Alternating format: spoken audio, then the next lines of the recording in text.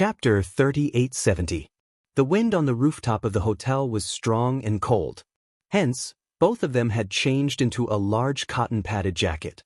This hotel was the most upscale and luxurious hotel in the film studio. The rooftop was on the 25th floor, and this was the best time to watch the sunrise. The film studio was surrounded by mountains on all sides. The mountains were also developed by consortiums to film special scenes. Many historical films and anti-war films were shot on this mountain. Because it was surrounded by mountains on all sides, there was nothing to block the view. One could see the horizon at a glance. The endless mountain range and the horizon in the distance were gradually changing red, orange, and yellow from the horizon to the sky. It was unbelievably beautiful. Hua Jin held Liang Yin's hand, walked to the edge of the rooftop, and sat down. At first, Liang Yin was still a little nervous and hesitant. Sitting on the edge of the rooftop, their feet were suspended in the air. If they were nervous and accidentally trembled, they would fall and be smashed to pieces. Hua Jin sat down as if nothing had happened. Liang Yin, however, stood to one side, a little scared, not daring to sit down. Hua Jin lifted his head and looked at her, a little puzzled. "Aren't you going to sit?" Liang Yin was trembling. "Must we sit in such a scary place to watch the sunrise? If we fall, it'll be over." "It won't happen. Just don't move." "What's the difference between sitting here and sitting on the sofa? If you think it's scary, it's just a psychological effect." She didn't know why, but his words seemed to have woken her up. Yes, what was the difference between sitting here and sitting on the sofa? It was just that below the sofa was flat ground, while below the rooftop was the sky. This was just like when she was acting with Hua Jin in a room. She didn't feel nervous at all. It was just that when they reached the set, the director and the other actors were there, she started to feel uncontrollably nervous. It was just because of her psychological perception. Liang Yin deliberately didn't look at the sky below and carefully sat down beside Hua Jin. Even though she kept telling herself that there was nothing to be afraid of and that as long as she didn't move, she wouldn't fall. However, he was still a little nervous. Hua Jin pointed at the distant horizon. "Do you see that?" Her attention was quickly diverted. "I saw it. Sitting here to watch the sunrise is the best spot." Hua Jin took a deep breath of the fresh dawn air. The air was a little damp, accompanied by the cool dew frost. He said indifferently, "Do you know? In the past, I remember when I was in my teens, I acted for the first time. As an actor, I was bullied badly in the crew. At that time, I was still young and lived in the crevices every day. I felt so oppressed, so I thought that since living was so tiring, I might as well end my life." Liang Yin was slightly surprised. He didn't look like the kind of person who would be depressed. Why? How could he have such a dark past? Hua Jin raised his eyebrows and seemed to have guessed what she was thinking. "Do you find it unbelievable?" "I never thought that I would be so weak." Chapter 3871. Hua Jin shook his head in confusion. "I don't know. I just feel that there's no joy in life. At that time, other than filming, I was lying in the hotel and eating very little. I kept thinking about where people come from and where they're going. What's the point of living in this world?" His question stumped Liang Yin. Indeed, what was the point of living? She couldn't understand it either.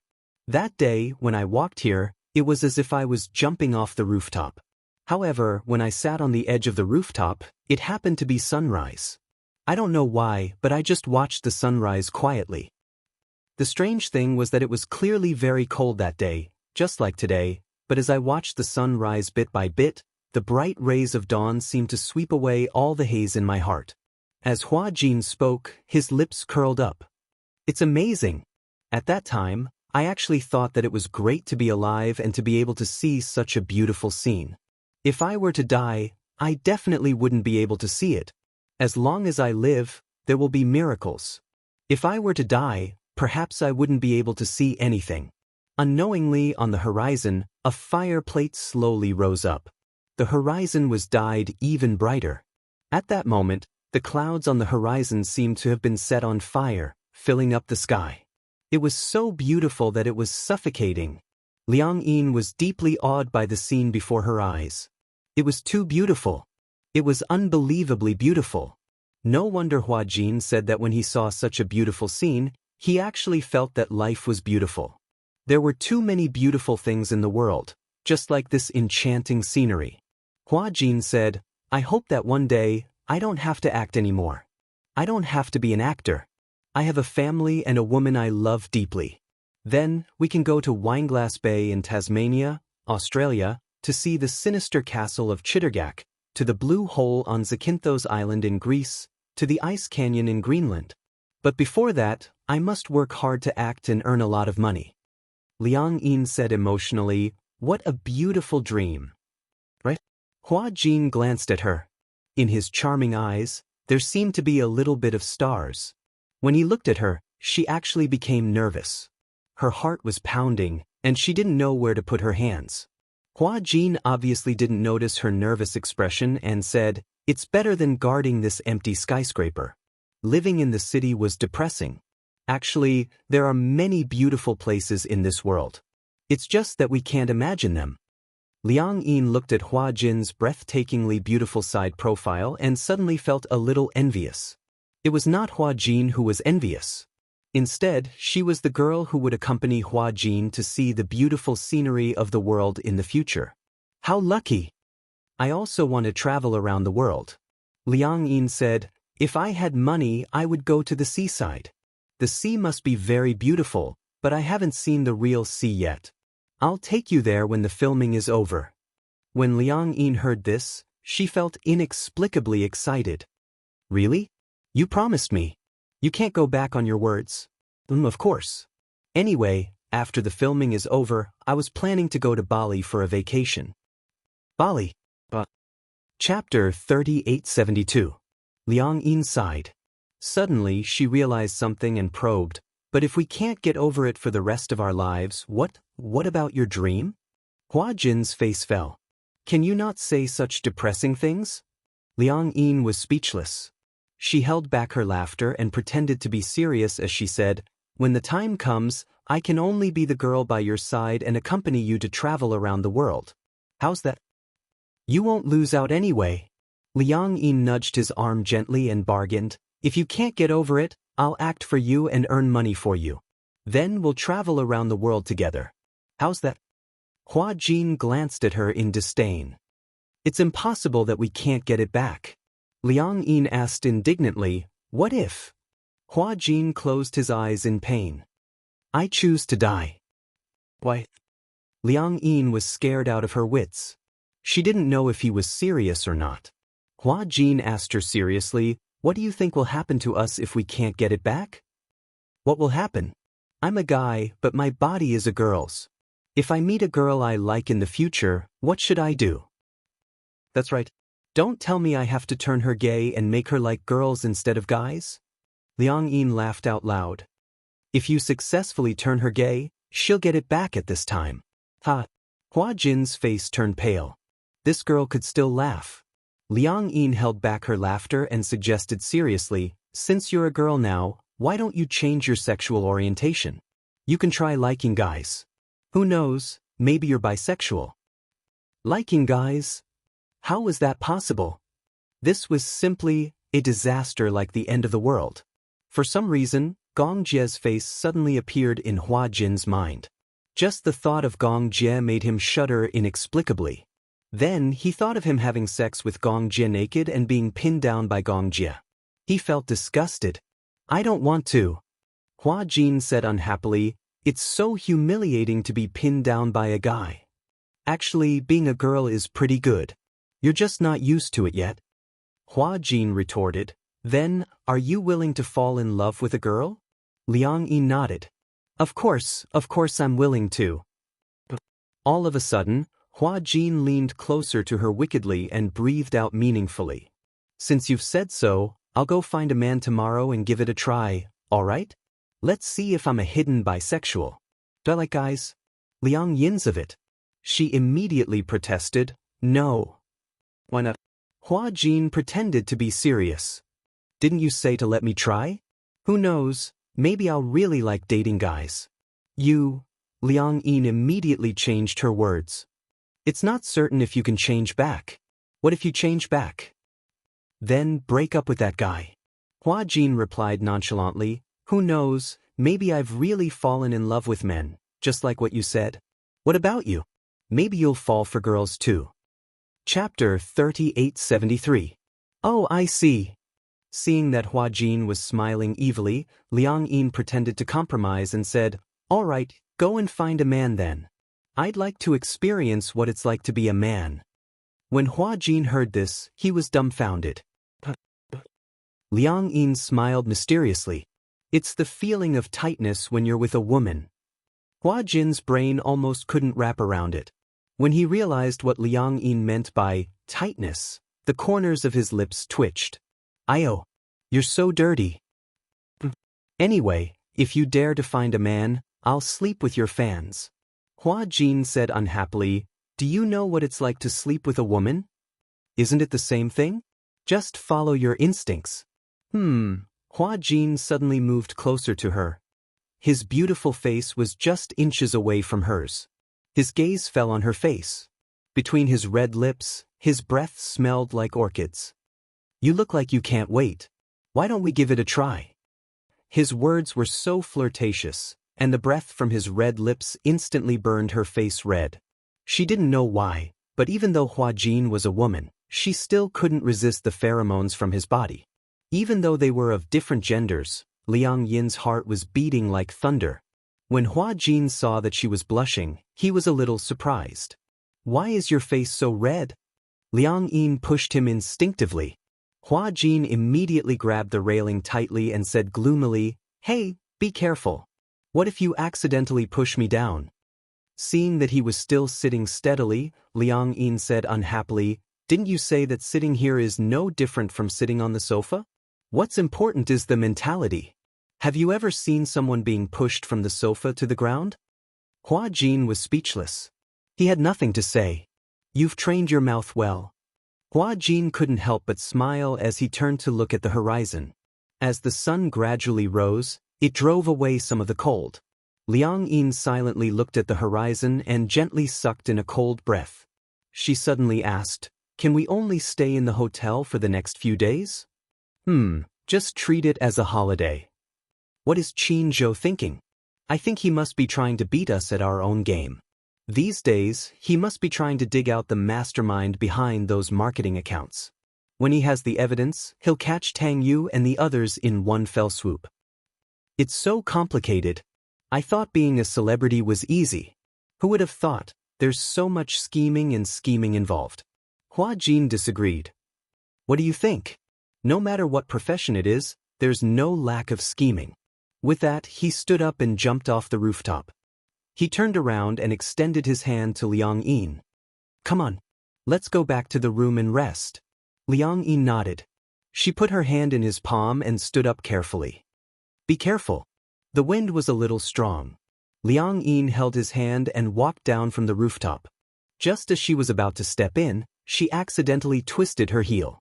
Hua Jin clearly felt that her body was slightly swaying and immediately pulled her towards him. Little did he know that Liang Yin, who was 1.8 meters tall, suddenly fell onto him due to the huge inertia. Chapter 3874. Both of them let out a muffled groan. Liang Yin propped herself up with her palms on the ground. However, she could clearly feel some inexplicable changes in her body. Of course, Hua Jin felt it too. It was as if something strange was pushing against him. He didn't realize it at first and muttered in a daze, what's that? Do you have a key on you? Liang Yin also found it strange. What do you mean? You're pushing against me.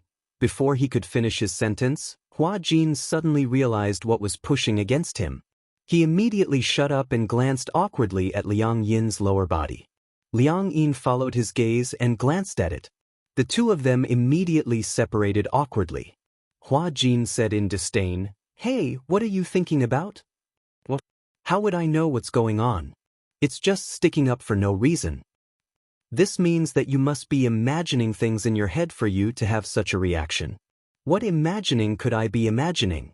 I'm not going to take the blame for this. Hua Jin glanced at her and stood up.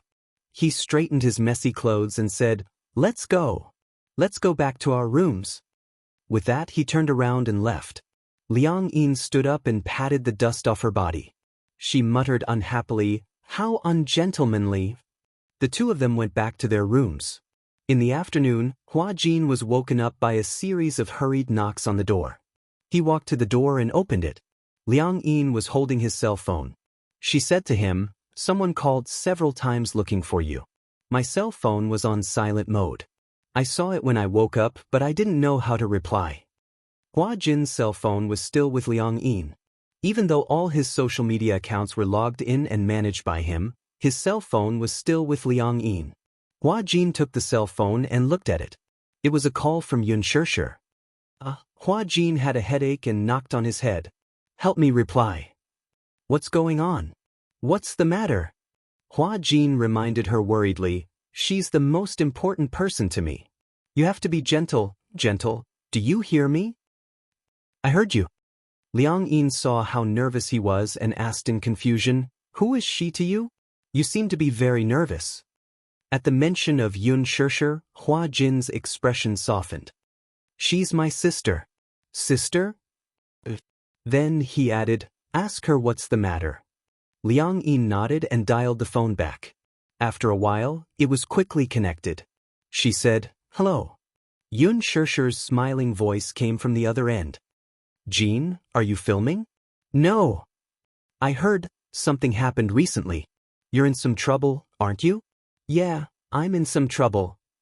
I heard from Qinzhou that you've stopped all your work recently. Take it as a holiday. Since you're on holiday, let's go to the hot springs together." "Hot springs?" Liang Yin looked at Hua Jin in surprise. Hua Jin immediately put the call on speaker. "Yeah, I've already made a reservation. It's at the hot springs in the middle of the mountain. I've booked the entire hotel.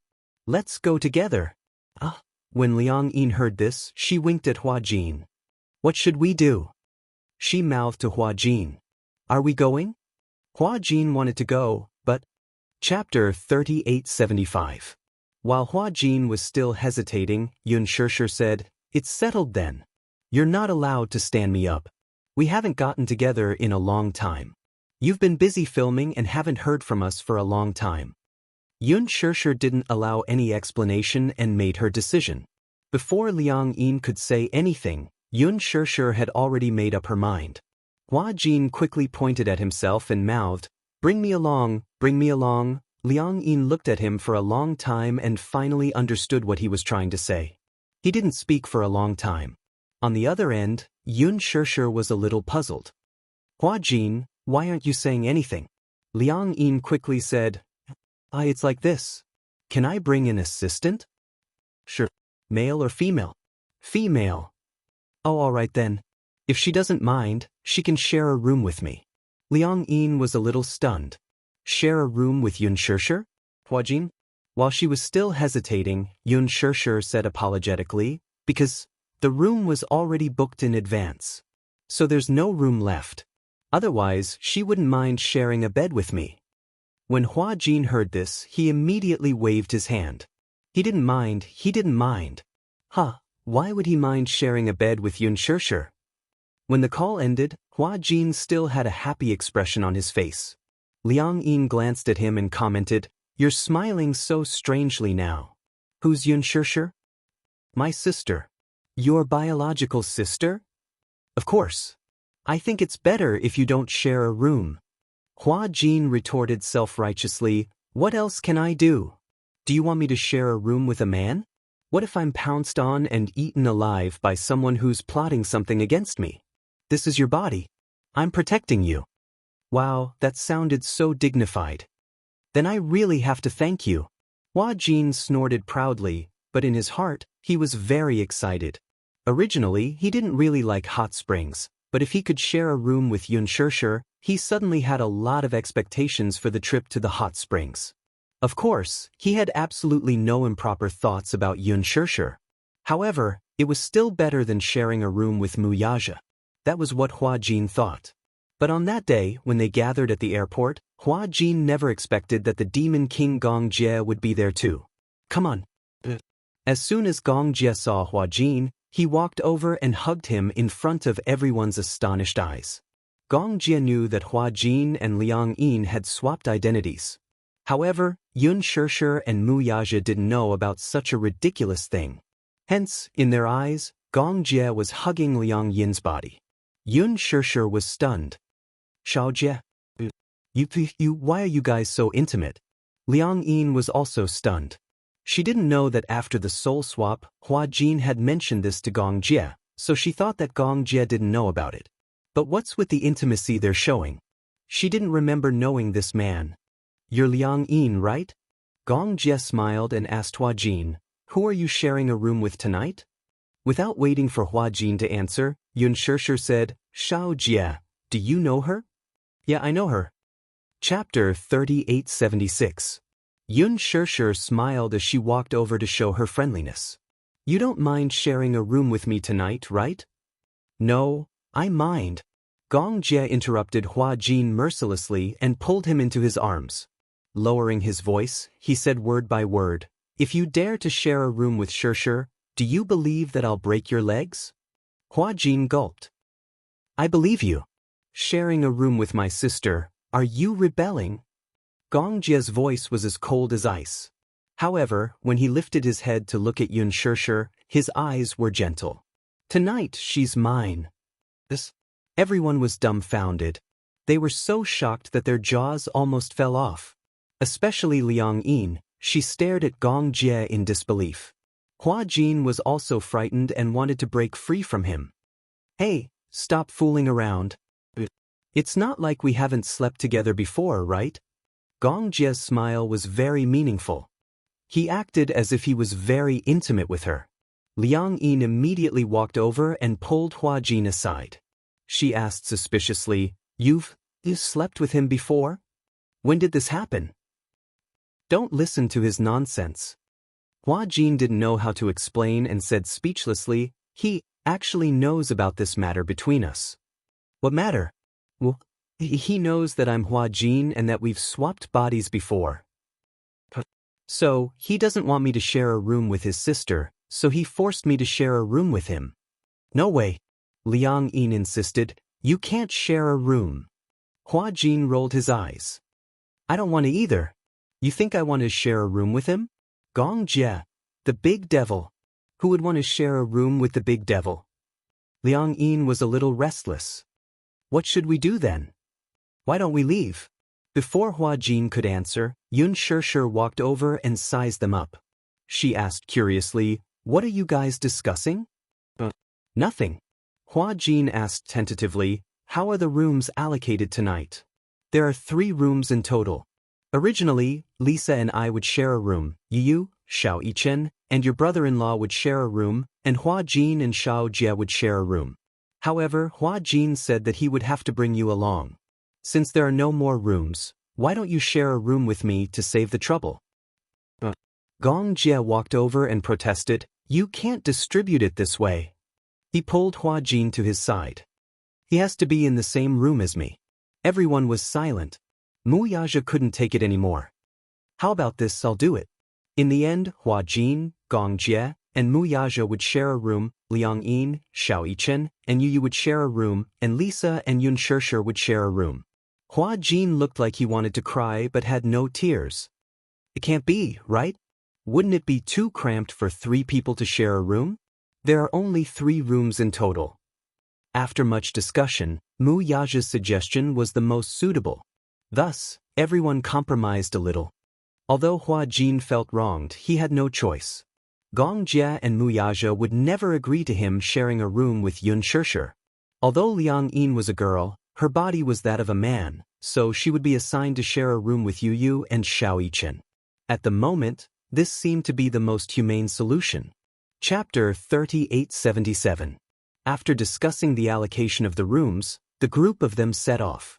Liang Yin was very happy to see the result of this distribution. After all, it was best to share a room with 2 adorable little lads. She wouldn't feel awkward or embarrassed. Most importantly, she would not feel burdened. Hua Jin said that although Gong Jie knew about this, he did not tell Yun Shirshir for the time being. It was not because of any other reason, but because he was worried that she would be worried for nothing and would not be able to accept this fact. However, since Gong Jia knew about this, Yu would naturally know about this too. Yun Shishir had already booked the plane tickets. After everyone had boarded the plane, Yu, who was originally sitting with Lisa, swapped seats with Lisa and sat next to him. Yu looked at him with an unfathomable gaze. Hua Jin shuddered when he saw Yu staring at him. He glanced at him and raised his eyebrows. He did not know why Yu was looking at him with such a deep gaze. "Why are you staring at me like that?"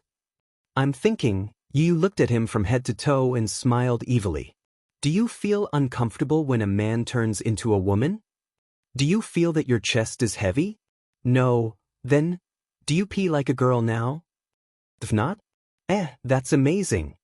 Yu blinked his beautiful eyes and suddenly smiled, as if he was hiding an unknown ambition. "I really want to dissect you." After all, this was the first time he had heard of something as magical as soul exchange.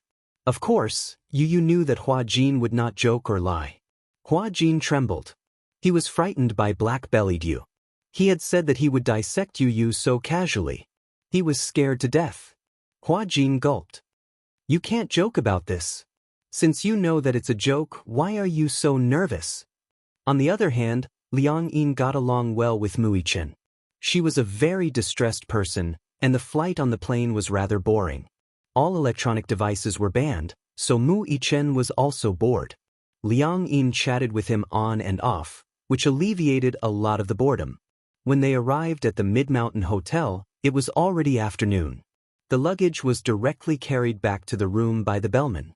Half Mountain Hot Spring, the so-called Half Mountain, meant that the hotel was located in the middle of the mountain, and the hot spring pool was at the waist of the mountain. While soaking in the hot spring and lying on the side of the pool, one could overlook the entire mountain scenery. Especially at dusk, when the sun was setting, there was nothing more enjoyable than soaking in the hot spring while watching the sunset. Before coming here, Liang Yin's concept of hot springs was just like what she saw in TV dramas. It was like the bathtubs in many bathhouses, with steam rising in spirals. She had no interest in hot springs. However, when she arrived at the hotel and looked at the endless mountain road and the mountain scenery, she was stunned by the beautiful scenery in front of her.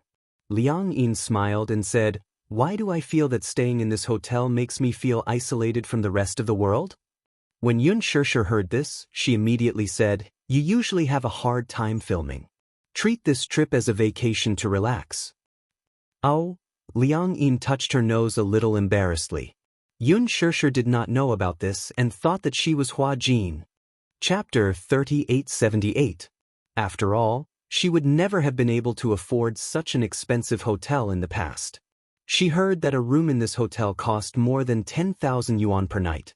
It was too expensive. It was terrifyingly expensive. Compared to her carefree attitude, Hua Jin was a little absent-minded. The thought of sharing a room with Gong Jie gave him a headache. It was said that the room was a suite with 2 rooms, 2 bathrooms, and 1 living room. And who would sleep on the same bed as whom? Gong Jie shared a bed with him. Could he reject him? Hua Jin had 2 worries about sharing a bed with Gong Jie. One was that he was worried that Gong Jie would go berserk and skin him alive. The other was that he would say something wrong and Gong Jie would tear him apart in a fit of anger. No matter which it was, he didn't want to do it. He wanted to live for a few more years. He couldn't even sleep with him. He didn't want to sleep with a man. And a big devil at that. Hua Jin made a decision in his heart. No matter how Gong Jie and Mu Yaja were to be allocated, he would either have a room to himself or sleep on the sofa in the living room for the whole night. He would never share a bed with Gong Jie. What's wrong? Gong Jie walked to Hua Jin's side and suddenly interrupted his thoughts. What are you thinking about? Hua Jin was shocked. When he realized that it was Gong Jie, he didn't know when he had stood behind him. He asked carefully, "How are we going to allocate the rooms tonight? You? Who are you going to sleep with?" You. How about that? No. Hua Jin waved his hands and smiled awkwardly. This isn't good. After all, I'm a woman now. Men and women can't be separated. Men and women can't be separated?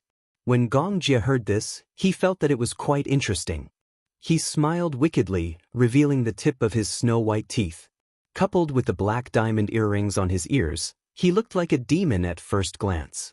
Standing behind him, Gong Jie leaned forward slightly and whispered into his ear with a playful smile, "You seem to be used to being a woman now, don't you?" Hua Jin wished he could knead Gong Jie into a ball.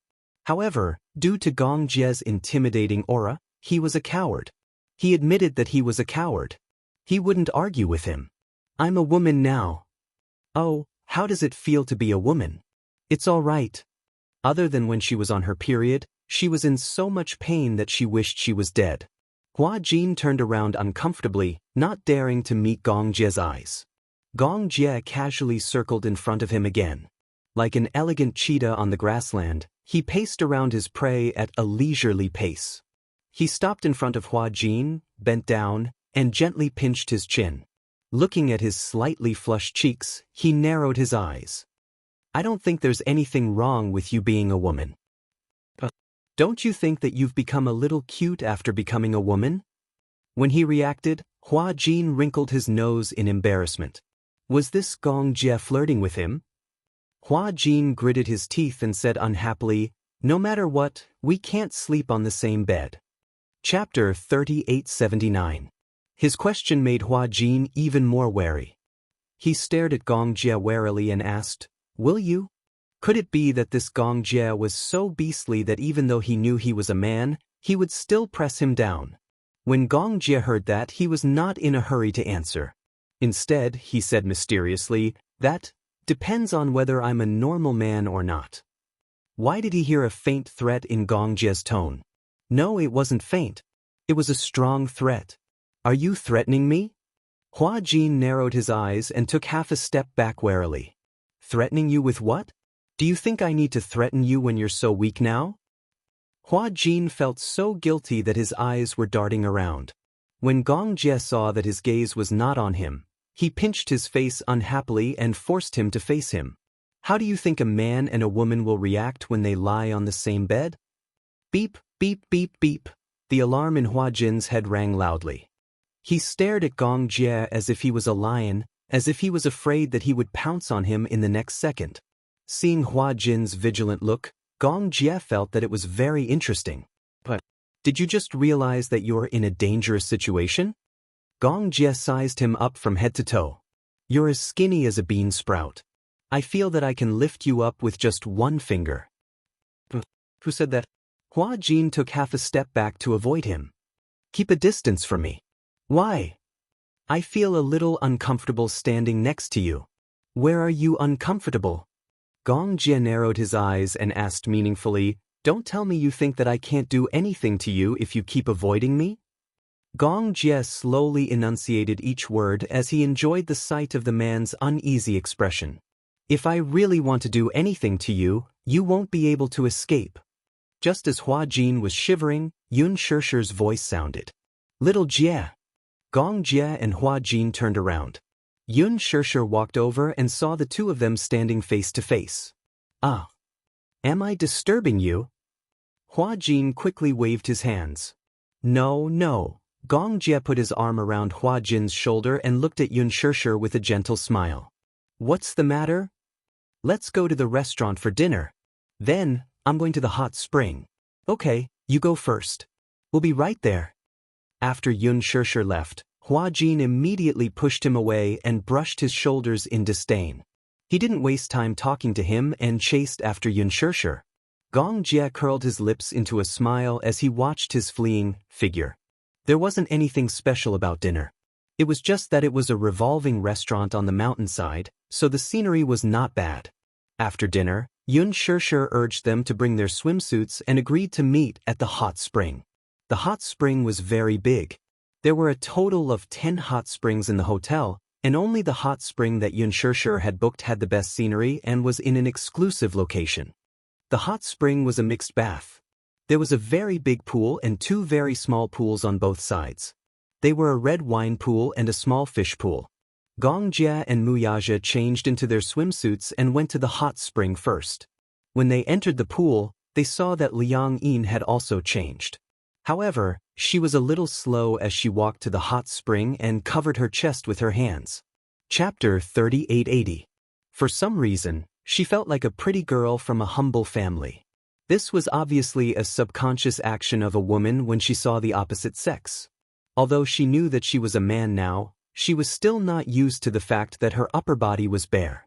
Hua Jin had so many swimming trunks, but Liang Yin bought a pair of boxer trunks that could cover more of her body. However, compared to Liang Yin, she was still considered lucky. The most awkward person was Hua Jin. His swimsuit was personally chosen by Liang Yin. He had never seen it before. What? Protect. Guard. Swim. Close. Was this AF** King swimsuit? If it wasn't a swimsuit, he would have thought it was a diving suit. Did it have to be so tightly wrapped?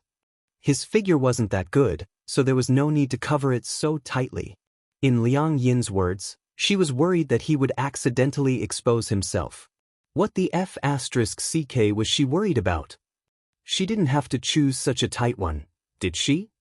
This was practically a diving suit. When Hua Jin changed into his swimsuit and walked out, Xianxia was sitting by the hot spring and drinking water.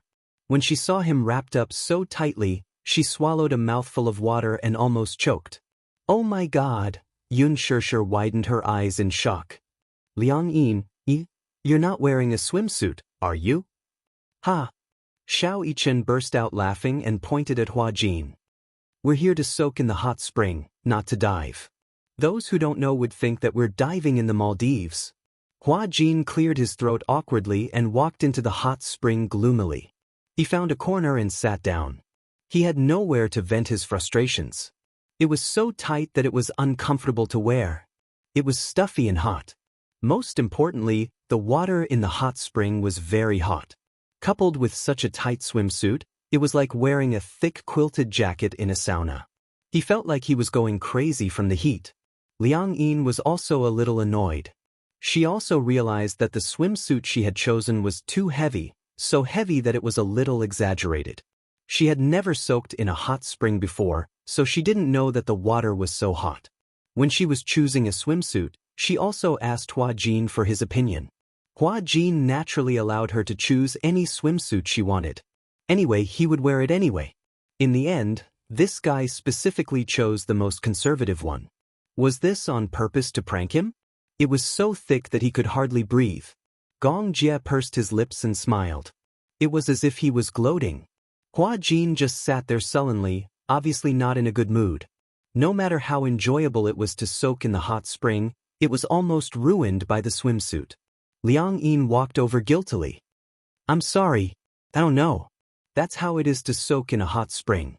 Do you feel hot? Why don't you ask the waiter if there are any swimsuits for sale here? You can change into one at the last minute. Tell me, why did you buy such a store? Hua Jin muttered unhappily, you don't have a good figure. Liang Yin's face immediately turned cold. She gritted her teeth and said, what did you say? Without waiting for Hua Jin to explain, she grabbed his head and pushed him into the water. Hua Jin jumped out of the water and glared at Liang Yin angrily. Xianxia said reproachfully, Hua Jin, how can you bully a girl like that? As she said this, she slid to Hua Jin's side and asked gently, Liang Yin, are you okay? Chapter 3881. It's nothing. When Xianxia saw him smile, she was a little surprised. Her eyes widened slightly and she immediately said to Liang Yin, Hua Jin is indeed your assistant. Even when he smiles, he looks a little like you. When Hua Jin heard this, he was slightly stunned. He actually found it a little hard to believe. Liang Yin also looked at Xianxia in surprise. She blinked in astonishment, unable to come back to her senses. Xianxia was completely unaware of the smiles between Hua Jin and Liang Yin. She purely felt that when Liang Yin smiled just now, it was extremely similar to how Hua Jin usually smiled at her. Hua Jin was extremely touched. He didn't expect that even though he had changed into a different appearance, she would still remember. Hua Jin suddenly remembered what Xiao Yichen had said to him back then. When I stand next to you, no matter who it is, even Daddy, if they don't look at our height, it'll be difficult to tell us apart at a glance. However, Mommy will be able to tell which one is you and which one is me. Isn't that a very magical thing? At that time, Hua Jin had been impressed by Xianxia's meticulous mind. However, he didn't expect that even if he wasn't Hua Jin, she would still be able to distinguish his shadow in another person. Hua Jin asked carefully, "Do I really look like Hua Jin when I smile?" "Yeah, very much." Yun Shishir glanced at Liang Yin and said with a chuckle, "Every time Hua Jin smiles at me, his eyes are squinted into slits, just like yours." As she said this, she swam back to the side of the pool. She rested her arms on the side of the pool and soaked in the bath comfortably. Hua Jin and Liang Yin looked at each other in bewilderment. Gong Jie glanced at Yun Shishir and then at Hua Jin. He felt a little depressed and jealous. Just now, Yun Shishir recognized Hua Jin at a glance. He didn't know if his own sister would be able to recognize his shadow from a smile if something like this happened to him. When Hua Jin was about to swim to Yun Shishir's side, Gong Jie immediately stretched out his arm and pulled him back to his side. "Don't go." Hua Jin glared at Gong Jie angrily. "Gong Jie, what do you want?" Gong Jie lowered his voice and warned, "You're not allowed to get within 1 meter of my sister." "Why are you so overbearing?" Hua Jin glanced at him and muttered angrily, "You're just like a child." Gong Jie heard that and smiled devilishly. His expression was gentle but his voice was frighteningly cold. "But, do you think I won't dare to hit you because you've become a woman?" "What else? You won't hit a woman, right?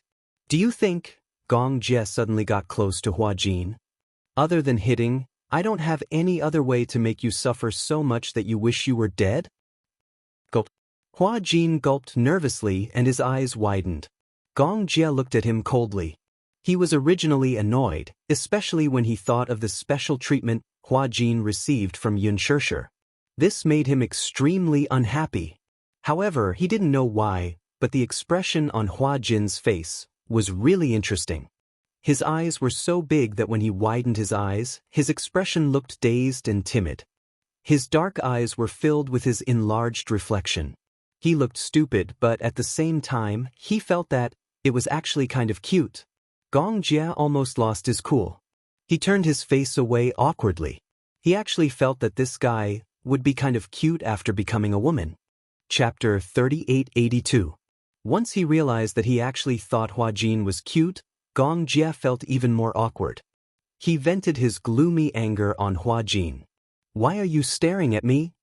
Without another word, Gong Jie pressed down on Hua Jin's head again and drowned him in the pool. Gurgle gurgle. Everyone heard the sound coming from the corner and was shocked. They all looked over and saw Hua Jin struggling a few times before his body went limp and he fainted in Gong Jie's arms. Yun Shishir swam over anxiously. "Hua Jin, your assistant? She seems to have fainted." "Hua Jin." Liang Yin shouted anxiously, but she subconsciously called out Hua Jin's name. Fortunately, the scene was chaotic and everyone's attention was focused on Hua Jin, so they did not realize that she had called out his name strangely. Hua Jin had fainted. When Gong Jie fished him out, he thought that he had drowned. The group of people were flustered and did not know what to do. Among them, Mu Yaja and Gong Jie were the only ones who knew how to perform first aid. Mu Yaja did not even think before he handed this difficult task to Gong Jie. Gong Jie did not think too much about it. He thought that Hua Jin had choked on water. He crossed his fingers and pressed on her chest, but there was no movement. Liang Yin bit her finger and watched as Gong Jie pressed his palm on Hua Jin's chest. But that was her body. She was going crazy. "How is it?" Yun Shishir squatted beside Hua Jin. Seeing that he had no reaction, she said to Gong Jie worriedly, "Be careful. She's a girl and her bones are very fragile. Don't break her ribs." At the side, Liang Yin added, That's right. A girl's bones are very fragile. Be careful not to break her bones." Most importantly, this was her body. She was still useful. Gong Jie looked depressed. "It doesn't look like you're drowning." Yun Shishir said angrily, "Little Jie, she's just a girl. How could you be so cruel to her? Even if it's a joke, you can't play like this. What if someone dies?" "I know what I'm doing." Just as the group of people were staring at each other in bewilderment, Yu, who was at the side, looked at Hua Jin, who was lying on the ground with a flushed face, and asked suspiciously, could it be that he fainted from the heat? Also, I remember that there is an infirmary in the hotel. Yu glanced at Gong Jie and said coldly, instead of glaring at him, why don't we send him to the infirmary? When Hua Jin woke up and opened his eyes, he saw a light hanging above his head. He suddenly realized that he was on a big bed. A familiar voice came from beside him. You're awake. Hua Jin turned his head in horror and stared at Gong Jie, who was guarding by the bed, in despair. Why was this guy still haunting him? When Gong Jie saw Hua Jin looking at him as if he had seen a ghost, his expression turned even uglier. If you don't want to wake up, I can let you sleep again. No need. Although Hua Jin was extremely afraid of Gong Jie, the demon king of sadism, on the surface, he was extremely cowardly. But why am I here? He sat up with his hand on his head and asked carefully. The doctor said that you fainted because of a lack of oxygen in your brain and low blood pressure. You're wearing a swimsuit that looks like a diving suit. It's airtight and you fainted from the heat. Chapter 3883. Was there such a thing as heat sickness? Just when Hua Jin was in disbelief, he vaguely felt some changes in his body. Where was his swimsuit? He lifted the blanket and saw that he had been changed into a bathrobe. His expression was even more horrified. This should be something that Liang Yin changed for me? No. Yun Shishir did not know that he had swapped bodies with Liang Yin. Then, without knowing, she would never allow Liang Yin, who had become Hua Jin, to touch her body. It must be Yun Shishir who changed it for him. As if he had guessed what Hua Jin was thinking, Gong Jie snorted coldly. Dream on. What do you mean? I changed it for you. Hua Jin covered his crotch. Why are you the one who changed it for me? If not, who do you want to change it for you? The only person who was of the same gender was Yun Shishir. However, how could Gong Jie allow Yun Shishir to serve Hua Jin? He had never enjoyed such treatment before. Hence, Gong Jie went against everyone's wishes and dragged Hua Jin back to the room. He took off his swimsuit and put on a bathrobe. Hua Jin thought hopelessly that Liang Yin must be hiding in a corner and crying in despair. Tomorrow he must find him and bare his fangs. What a headache. Hua Jin was still a little wary. You just changed my clothes? Gong Jie narrowed his eyes and looked at him. Other than changing your clothes, you seem to be expecting something else. No. Or do you think that other than changing my clothes, I want to do something else to you? Hua Jin did not dare to say it. In reality, if a man and a woman were to be alone together, it would be hard for a hot-blooded man to not have any evil thoughts when he saw the naked young girl, right? Especially a man like Gong Jie. Speaking of which, he didn't know why, but the words Xiao Yichen had said to him before suddenly floated into his mind. My uncle doesn't like men, right? I don't think he likes women. He doesn't seem to be interested in women. Hua Jin had some doubts. Could it be that this Gong Jie really doesn't like women? With that thought in mind, Hua Jin suddenly asked tentatively, Gong? Gong Jie responded with a hostile look. Young Master Gong, let me ask you something. Hua Jin didn't know how to ask. After weighing his options, he finally asked, do you like women? Do you have that kind of physical reaction to women? Gong Jie's gaze became even more dangerous. Are you questioning my sexual orientation? I'm not questioning your sexual orientation.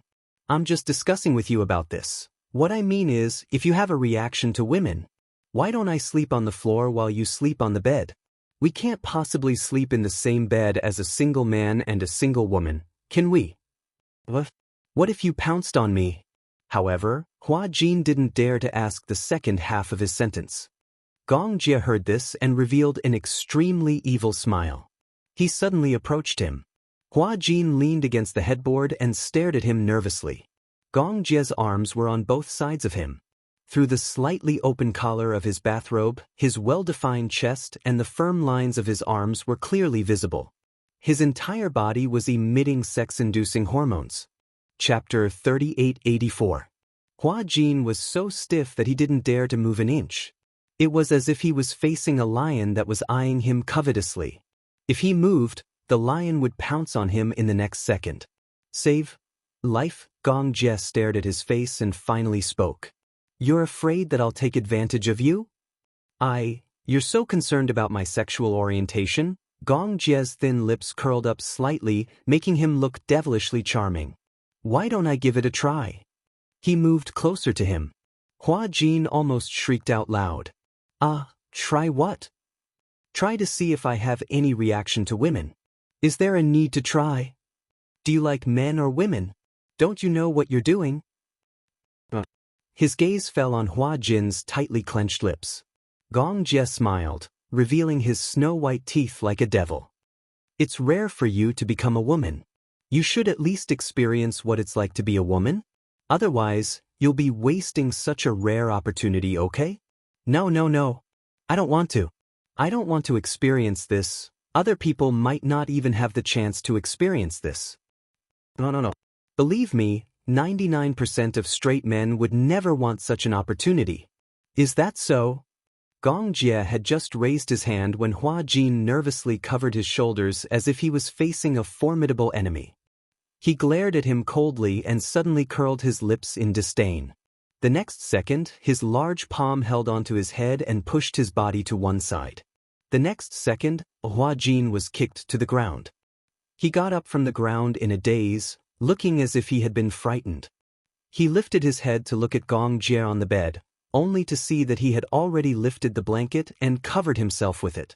Before he lay down, Gong Jie glanced at him casually and sneered. Nothing happened. You seem very disappointed. Hua Jin stared at Gong Jie in a daze as he lay down. He didn't dare to make a sound. Was the devil going to sleep? That's great. He was finally liberated. Hua Jin tiptoed to the door. When he turned around, he saw that Gong Jie's back was still as usual, as if he had really fallen asleep. Only then did he let his guard down. He opened the door, walked into the living room, and sat down on the sofa. Hua Jin finally felt a little more relaxed after being in a room away from the great Demon King.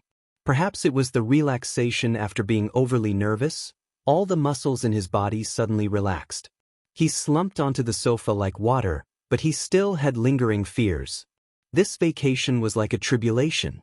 When he thought about how he still had 3 days of vacation before he could return to the set, and how he would have to live under the same roof as Gong Jie for the next 3 days, he felt hopeless. God bless him. I hope that in the next 3 days, he will get along with Gong Jie peacefully. Forget it, let's sleep. After a day's journey, coupled with the incident at night, and being hit by Gong Jie, he was exhausted. The heater was on in the room, so he didn't feel cold. Hua Jin casually pulled a blanket and carefully covered his stomach before he fell asleep on the sofa. Chapter 3885. The next day, Yun Shishir and Mu Yaja brought the 2 little munchkins to the mountain early to pick tea leaves. The Mid-Mountain Hotel was located on Yuhuan Mountain, and on Yuhuan Mountain, there was a type of tea that grew on volcanic rocks called immortal tea. Legend had it that a long time ago, Lu Dongbin, Immortal Lady He and the other 8 immortals, after attending the Queen Mother's Immortality Peach Banquet, toured the 4 seas to understand the mortal world. The immortals passed by Yuhuan Mountain and saw soldiers digging stones to build a city, so they said to the immortals, "It's very hard for them to dig stones to build a city. I'll go to the South Sea to borrow some stones to help them." Thus, they ignored the objections of the immortals and went directly to the South Sea to borrow stones. The next day, Dongfang Harbor was white, and a large group of geese left the beach and headed towards Immortal Mountain. Lu Dongbin waved the group of geese away, but found that these geese were all made by Immortal Lady He with stones to tease him, so he was so angry that he left on a cloud. Immortal Lady He looked at the stones and felt bad, so she sprinkled Guanyin Bodhisattva's tea seeds on the stone peak and the mountain. The tea leaves grew with the wind, and not long after, there was volcanic tea on the stone peak. There was a filial son on the mountain. His mother was sick for a long time and couldn't recover, so he looked everywhere for medicine. One day he saw a piece of tea on the mountain, so he picked the tea leaves for his mother to drink, and unexpectedly, she was much better the next day. After that, everyone regarded the tea leaves as immortal tea and drank it regardless of whether they were sick or not. Gradually, the villagers on the mountain developed the habit of drinking tea and became the famous village of longevity.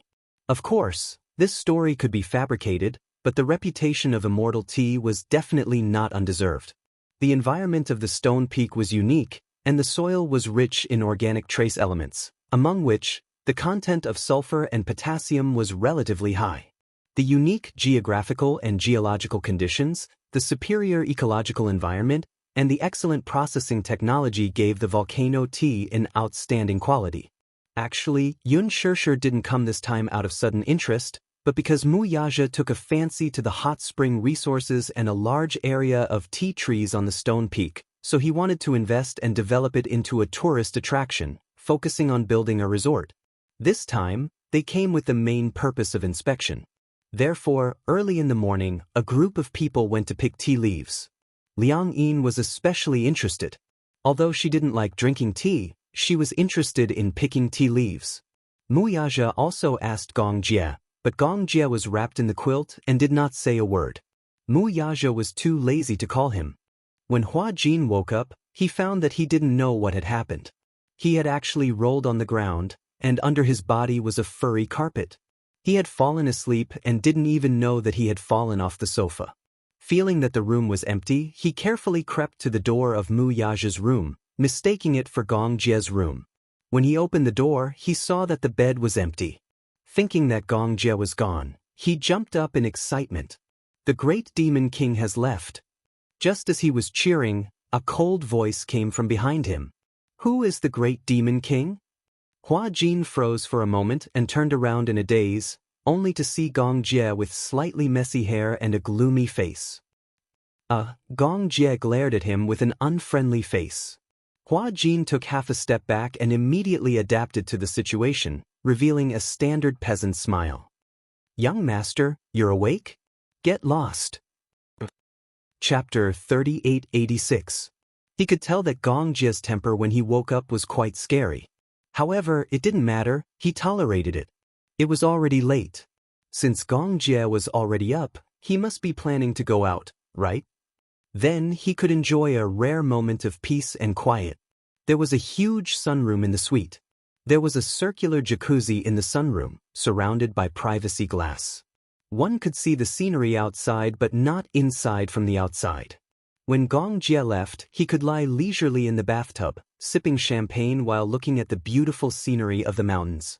It was simply great bliss. This was more like a vacation. Hua Jin could already imagine the different kind of bliss lying in the bathtub. However, his beautiful dream was shattered very quickly. Gong Jie made a call in the bathroom and found out that Wuxia and Xianxia had gone to the mountains to pick tea leaves. Hence, he decided to rest in the room. Then, he walked straight to the sunroom and lay down in the bathtub. He poured a glass of Italian champagne that Hua Jin had been coveting for a long time. Holding the wine glass, he stretched out in the bathtub and enjoyed life. Hua Jin looked on eagerly from the side. His surf bathtub, his premium Italian champagne. How could life be so unpredictable? Hua Jin lay on the sofa resentfully. Gong Jie's icy voice sounded again. Come here. He seemed to be summoning him. Hua Jin sat up from the sofa reluctantly. He looked at him a little gloomily and asked foolishly, What? Give me a shoulder massage. A shoulder massage? Yeah, my neck is sore. The needle here was soft. Gong Jie was used to hard needles, so when he changed to a softer needle, his neck felt like it was going to collapse. Hua Jin said reluctantly, Don't we have a massage technician? I'll give you a call and ask for service. Gong Jie snorted coldly. Hua Jin stood up immediately and walked behind him. He squatted down and swallowed his anger. I'll give you a massage. He pinched the back of Gong Jie's neck with both hands and gently massaged it. However, he was cursing in his heart. Didn't this guy want to enslave him? But he tolerated it. Ostracized.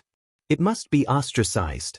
This guy must be jealous of his close relationship with Xianxia, so he targeted him. Too gentle. When Hua Jin heard this, he increased the strength of his grip. Gong Jie asked, Is it because your hands are as soft as a woman's now that you're a woman? Hua Jin pinched him. However, to Gong Jie, such strength was neither too light nor too heavy. It was neither painful nor itchy. From Hua Jin's point of view, Gong Jie was leaning against the side of the pool. His naked upper body accentuated his well-defined muscles and protruding chest, which made him look even more sexy. For a moment, Hua Jin couldn't take his eyes off him. He was envious. How did he train his muscles? He used to have the habit of going to the gym. However, no matter how much he trained, he couldn't train his muscles to be as exquisite as Gong Jie's. Hua Jin asked curiously, "How did you train your muscles?" "What? Do you go to the gym?" "I don't have the habit of going to the gym." "Then how did you get your muscles? Why do you want them?" Hua Jin naturally felt envious. Chapter 3887. Hua Jin didn't say anything, but he felt envious. Hence, he kept staring at him. However, he suddenly realized that Gong Jie's deep gaze had landed on his side profile. He snorted and asked, "What are you doing? Have you seen enough? I see that you've been staring at me." Gong Jie asked again, "How long are you going to stare at me?" Hua Jin turned his face away awkwardly, stood up and walked to one side. He said unhappily, "Do you think I want to look? Even if you don't want to look, you've been staring at me for a long time." As he said that, Gong Jie stood up from the bathtub and wiped his body with a towel. Then he put on a bathrobe and stepped out of the bathtub. Fine water droplets slid down his skin bit by bit. Gong Jie walked in front of him and looked at him fixedly. Hua Jin didn't know where to look and just stared at him blankly. "Why are you staring at me?" Gong Jie said this out of the blue. "I realize that you're quite pretty." Boom. This sentence made Hua Jin's entire body stiffen. So much so that all the blood in his body flowed to the top of his head and his face was so red that it looked like blood was going to come out. Gong Jie saw that his face was even redder and for a moment, he felt that it was more interesting. Standing in front of him was Liang Yin. Even though he knew that although it was a woman's body, the essence was still Hua Jin.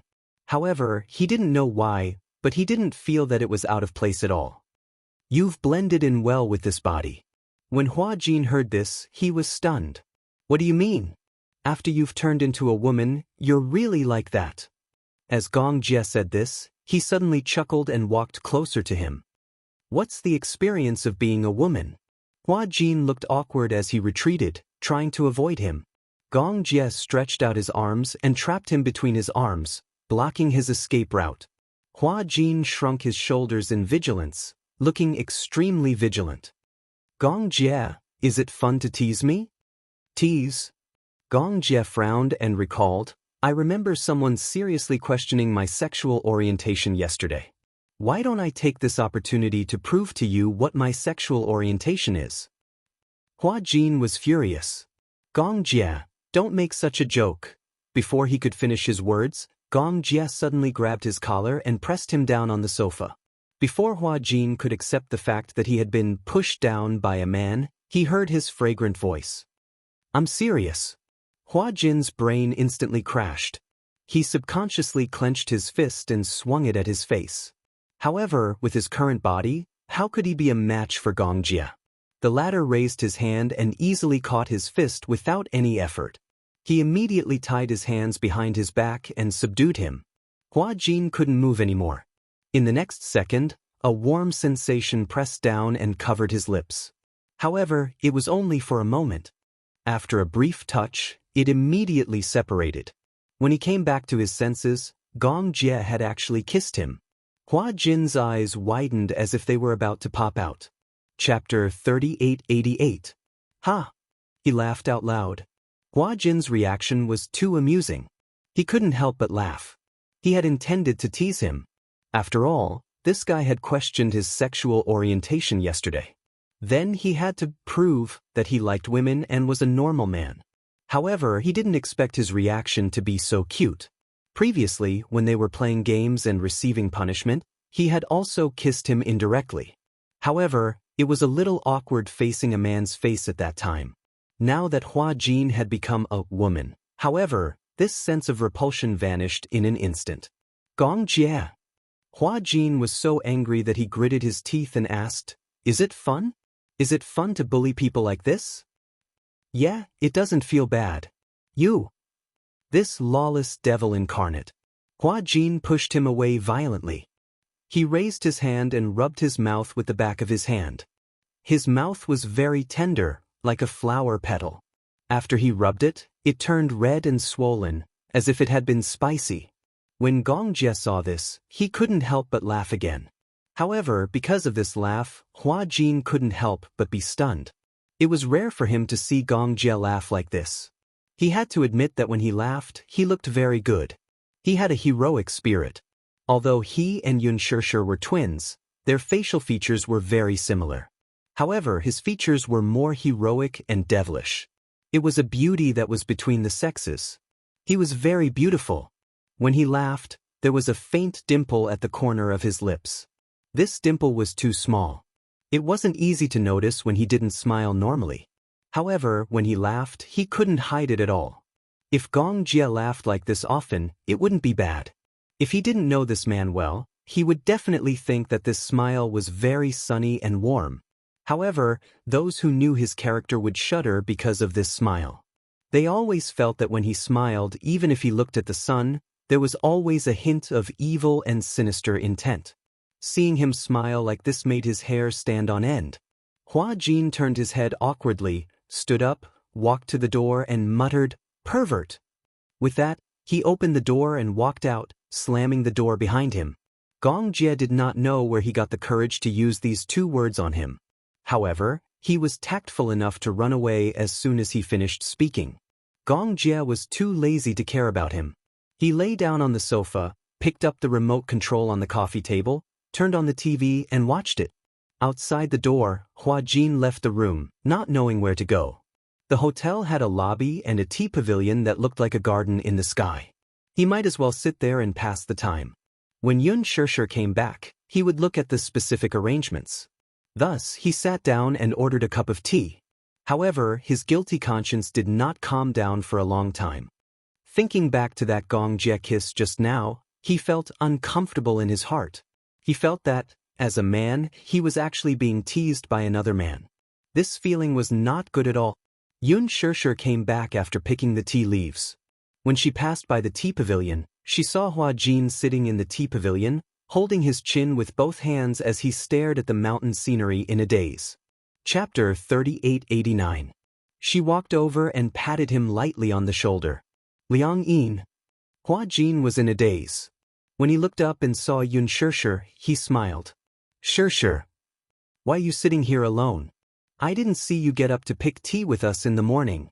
"Oh, I was still sleeping in the morning. I didn't know that you went to pick tea." "I see." Yun Shishir smiled. "We bought tea cakes." "Tea cakes?" "Yeah." Yun Shishir took out a tea cake from the box, broke off a small piece, and handed it to Hua Jin.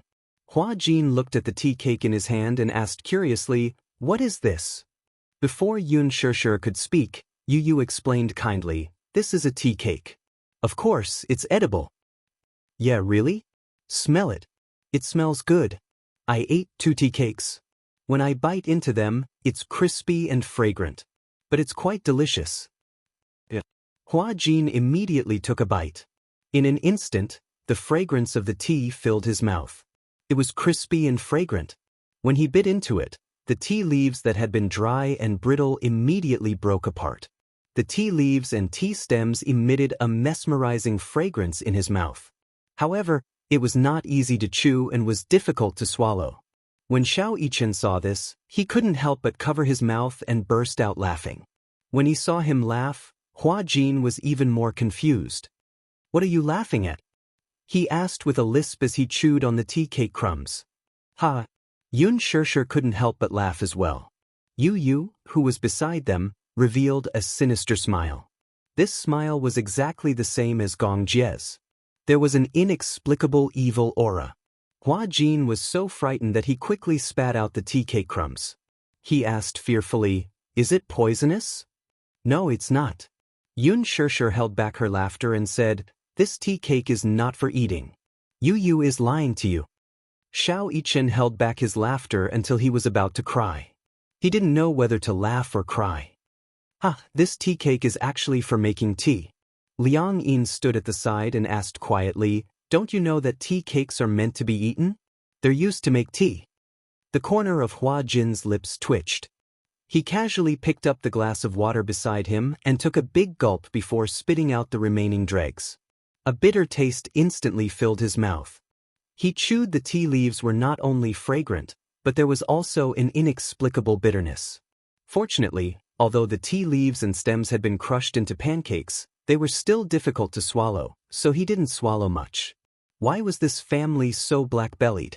Whether it was Gong Jie, Mu Yaja, or Yu, other than Yun Shishir and Xiao Yichen, the other three were the epitome of being two-faced. Even though Xiao Yichen was sometimes naughty, compared to Yu, he was a little angel who was kind, and beautiful. Liang Yin took out something wrapped in paper from her bag. Hua Jin didn't know what it was, but he took it from her and opened it. It was persimmon. This is persimmon. It's definitely edible. Hua Jin took it skeptically. He didn't know why, but even though he knew that it was persimmon, he still felt skeptical. He took a bite and only swallowed it when he was sure that it was a persimmon. He hadn't eaten much since he woke up, so Hua Jin ate a few pieces of persimmon in one go. Liang Yin couldn't help but whisper, "Can't you eat less? What if you gain weight?" Chapter 3890. I don't know. I didn't have a big appetite in the past, so I didn't eat much. Hua Jin chuckled and replied in a low voice, You'll gain 3 pounds with every bite. You'll become a big fat boy by then. Yun Shishir said to Mu Yaja, I'm a little tired. I want to go back to my room first. Lisa is still waiting for me there. But why don't we?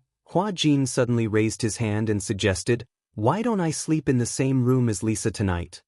Liang Yin asked curiously, you want to change rooms? Hua Jin continued, if it doesn't work out, Lisa and Liang. Hua Jin and I will share a room. Sure, you and Chairman Mu will share a room. Yu, Xiao Yichen and Gong Jie will share a room. Isn't this a reasonable arrangement? Yun Shishir furrowed her brows and was a little conflicted. Lisa only wants to share a room with me, then, Hua Jin continued, Chairman Mu, it's good for you to share a room with Shishir. My room isn't a suite. There's only one bed. What about Xiao Yichen and Yu? We do have 2 beds, but Yu wants 1 bed each. But it'll be a little cramped if Daddy and I sleep together. Yu and Xiao Yichen's room was a standard children's room. The beds were 2-tiered bunk beds. If Mu Yaja slept there, she didn't know where to place her long legs that could break through the sky. Liang Yin and Xiao Yichen squeezed into the bottom bunk. Hua Jin was even more speechless. He was conflicted. He didn't want to share a room with Gong Jie. Although it was not the same bed, it was still uncomfortable to sleep on the sofa. However, he wanted to stay as far away as possible from that devil, Gong Jie. Mu Yaja asked, what's wrong? Are you uncomfortable sleeping on the sofa? Yun Shishir raised her eyebrows strangely. Hey, were you the one who slept on the sofa last night? Hua Jin nodded his head in grievance, almost wiping away his tears. Gong Jie bullied me. Didn't he say that he would let you sleep on his bed? Yun Shishir said righteously, wait here. I'll go talk to him. No need. Hua Jin quickly stopped her. If Gong Jie knew that he and Yun Shishir had secretly complained, he didn't know how he would punish him. I've thought about it. Actually, sleeping on the sofa is pretty good. There's no need to go through so much trouble. Anyway, the sofa is very big. I don't feel bad sleeping on it. It's pretty good. Although he was smiling on the surface, he was actually more depressed than eating Chinese gold thread. However, there was no other way. Hua Jin held the teacup in grievance and took a sip. Thinking about how he still had 3 days to face Gong Jie, he felt a headache coming on. In the evening, after dinner, the group of people went to the park to play. However, due to Gong Jie's verbal threats, Hua Jin didn't dare to go. He stayed in the hotel alone and took a hot bath. After soaking for a while, he changed into a bathrobe and lay on the sofa lazily to watch TV. Without Gong Jie around, it felt quite peaceful. At least, he could enjoy such a peaceful moment alone. He also felt very comfortable.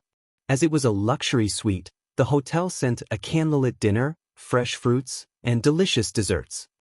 He leisurely enjoyed the dinner alone and lay down on the sofa with the blanket covering him. As he ate desserts and watched TV, he actually felt a little sleepy. Chapter 3891. When Gong Jie and Mu Yazhe returned to the room, Hua Jin had already fallen asleep on the sofa.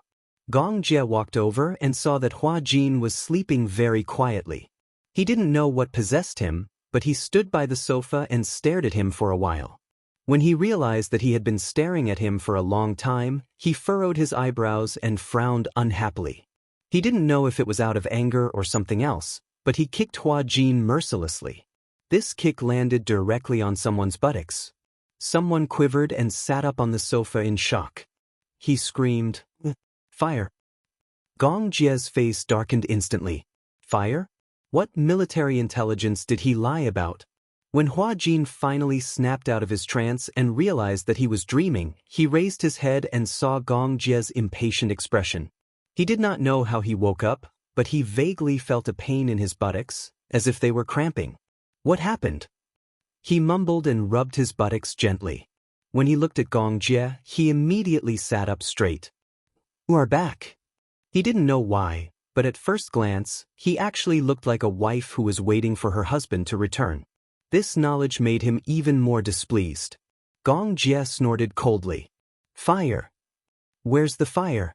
Hua Jin licked his lips and laughed. "You must be dreaming. It should be sleep talking." In fact, when he woke up, he couldn't remember what he was dreaming about. He only felt that he seemed to have jumped down from a very high rooftop and was kicked down by someone. The building behind him was on fire. He was so frightened that he woke up screaming. In the end, he realized that it was a dream. Hua Jin didn't know that he was kicked awake by Gong Jie. Gong Jie glanced at him and his tone was very dangerous. "Did you complain to my sister?" Hua Jin felt guilty for a moment and immediately said, "No, no." Gong Jie expressed his doubts. "Then why else would she lecture me today, telling you to sleep on the sofa?" Yun Shishir accused him of not being a gentleman. He actually let a girl lie on the sofa. It was too much. "I didn't say anything." The more Hua Jin spoke, the softer his voice became. It was obvious that he was feeling guilty. Gong Jie asked coldly, "If you didn't say it, then who did?" The two of them looked back at Mu Yazhe tacitly. Mu Yazhe casually poured himself a glass of milk. He noticed the two pairs of strange gazes behind him, but he could not be bothered with them. Like an old cadre, he shuffled back to his room in his slippers. Hua Jin shrank back a little. It's okay. I don't think you're ungentlemanly. When people feel guilty, they act like you." Gong Jie said with a deep smile, "It's okay, you can sleep on the bed today." Hua Jin was puzzled. Since when did Gong Jie become so reasonable? He felt that it was not normal for him to be so kind. He didn't seem to be so considerate. Hua Jin asked, "If I'm sleeping on the bed, where are you sleeping?" "I'll sleep beside you." Hua Jin was glad that he didn't drink any water. Otherwise, he would have spat it out or choked on it. No need. Chapter 3892. You like to sleep on the sofa so much? Yeah. Hua Jin nodded vigorously. "I love the sofa." Gong Jie was speechless. He looked at him carefully and suddenly asked, "Why? Why are you so afraid?" Gong Jie snorted coldly. "Don't worry, I'm not interested in you. Just don't sneak up on me." "Who would sneak up on you?" Hua Jin said again, "I don't like to sleep with men." Gong Jie said coldly, "Don't tell me you like men." Hua Jin should be glad that he didn't drink water. Otherwise, he would have choked to death from the shock. "Who likes men?" "You." Gong Jie said, "I think you look very gay. Also, I heard a lot of rumors saying that you like men and not women." "Who said that?" "Entertainment magazines." "I couldn't tell," Hua Jin said mockingly. "Young Master Gong, you're so busy every day. How could you be so bored as to buy entertainment magazines to read?" "On the plane." Gong Jie said, "Since you don't like men, why are you so guilty?" Hua Jin snorted coldly to express his disdain. "Even if I like men, I'll never like someone like you." "Oh, what kind of person am I? Domineering, perverted?" Hua Jin was about to say the word pervert when he saw Gong Jie's face. He was so frightened that he swallowed his words. Gong Jie looked at him coldly. His thin lips suddenly curled up. He suddenly bent down slightly and gently approached Hua Jin. Seeing that he suddenly leaned over, Hua Jin quickly leaned back, wishing that he could keep a distance from him. However, he was getting closer and closer, so much so that the warm breath from his lips blew onto the tip of his nose. His breath seemed to have a special kind of high temperature, which instantly made his face red. Hua Jin's face was burning hot, but he didn't know it. Gong Jie saw that his face was strangely red, and felt that it was interesting. "Why is your face so red? Could it be that she's shy? Why are you so close to me?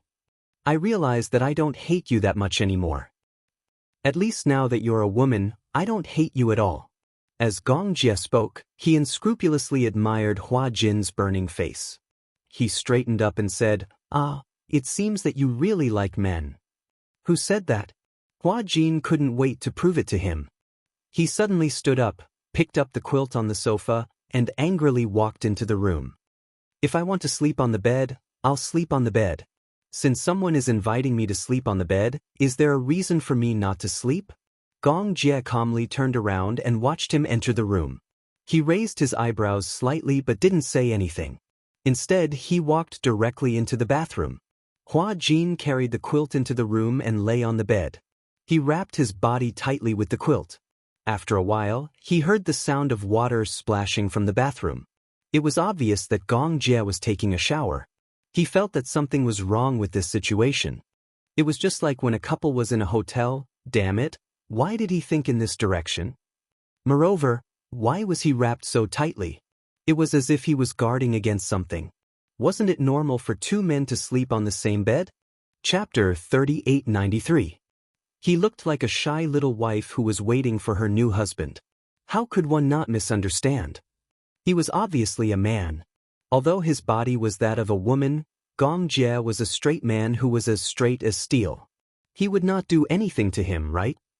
Of course, he had the body of a devil, but he felt that he was a very principled guy.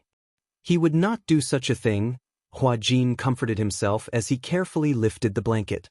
But he really wanted to take off his bra and sleep. It would be quite uncomfortable to sleep wearing this thing. But if he did not wear it, it would inevitably be a little exposed, right? But if he wore it, it would be very uncomfortable. One night, when he did not take it off to sleep, he dreamed that he was kidnapped. He was tied to a chair and could not move. He felt like he was suffocating. Forget it. He did not believe that Gong Jie would do anything to him. Hua Jin comforted himself as he stood up and got out of bed. He casually lifted half of the bathrobe and reached in with one hand to take off the bra. The bra was taken off from the side, so it was more convenient. However, while he was still struggling with the buttons, the bathroom door opened. Hua Jin was shocked and turned around immediately. He saw Gong Jie standing at the door, wiping his wet hair. However, when his gaze fell on the person who was taking off the bra, his gaze froze. Gong Jie was also stunned. He originally thought that Hua Jin was lying on the bed, probably covering himself tightly as if he was guarding against a thief. He did not expect that he was actually taking off. Gong Jie raised his eyebrows. He, on the other hand, was a little wary. Could it be that this guy really liked men? So, from the beginning to the end, he was playing hard to get? With this thought, Gong Jie could not help but reevaluate a certain someone. She recalled the time when they used to play punishment games. Whenever they were separated by a piece of tissue, Hua Jin's face would turn red as if he was shy. A normal man would be annoyed by that. Why would he show such a shy expression? Could it be? Gong Jie narrowed his eyes in horror at the thought. Are you that impatient? When Hua Jin heard this, he immediately pulled his clothes together and looked at him warily. Why didn't you say anything when you came out? Also, what do you mean by, can't wait? Since you're not impatient, why are you taking off your clothes? Hua Jin felt that he was at a loss for words. What? Did I see through you? Gong Jie snorted, disgusting. You're the disgusting one. Hua Jin was completely enraged. I like women. Do you think I'm like you, someone who doesn't like men or women? Gong Jie gracefully sat down on the bed, tilted his head and looked at him, but let out a disdainful sneer. Not just any woman can catch my eye. If being picky was a sin, then he would rather commit an unforgivable sin than find a woman casually. Hearing his disdainful tone, Hua Jin suddenly laughed mischievously. Don't tell me that young Master Gong is still a little chunky? You seem to care a lot about whether I'm a chunky or not. Gong Jie's words were always able to force Hua Jin into a dead end. Hua Jin did not want to bother with him anymore. He walked to the bed and made a dividing line in the middle with a blanket, dividing the bed into two. Chapter 3894. What's this? Demarcation line. Hua Jin said confidently. We'll sleep on opposite sides. No one can cross the line. It was like a primary school student drawing a line to demarcate their territory. After Hua Jin finished speaking, he did not look at Gong Jie. He wrapped himself in the quilt like a dumpling and lay down.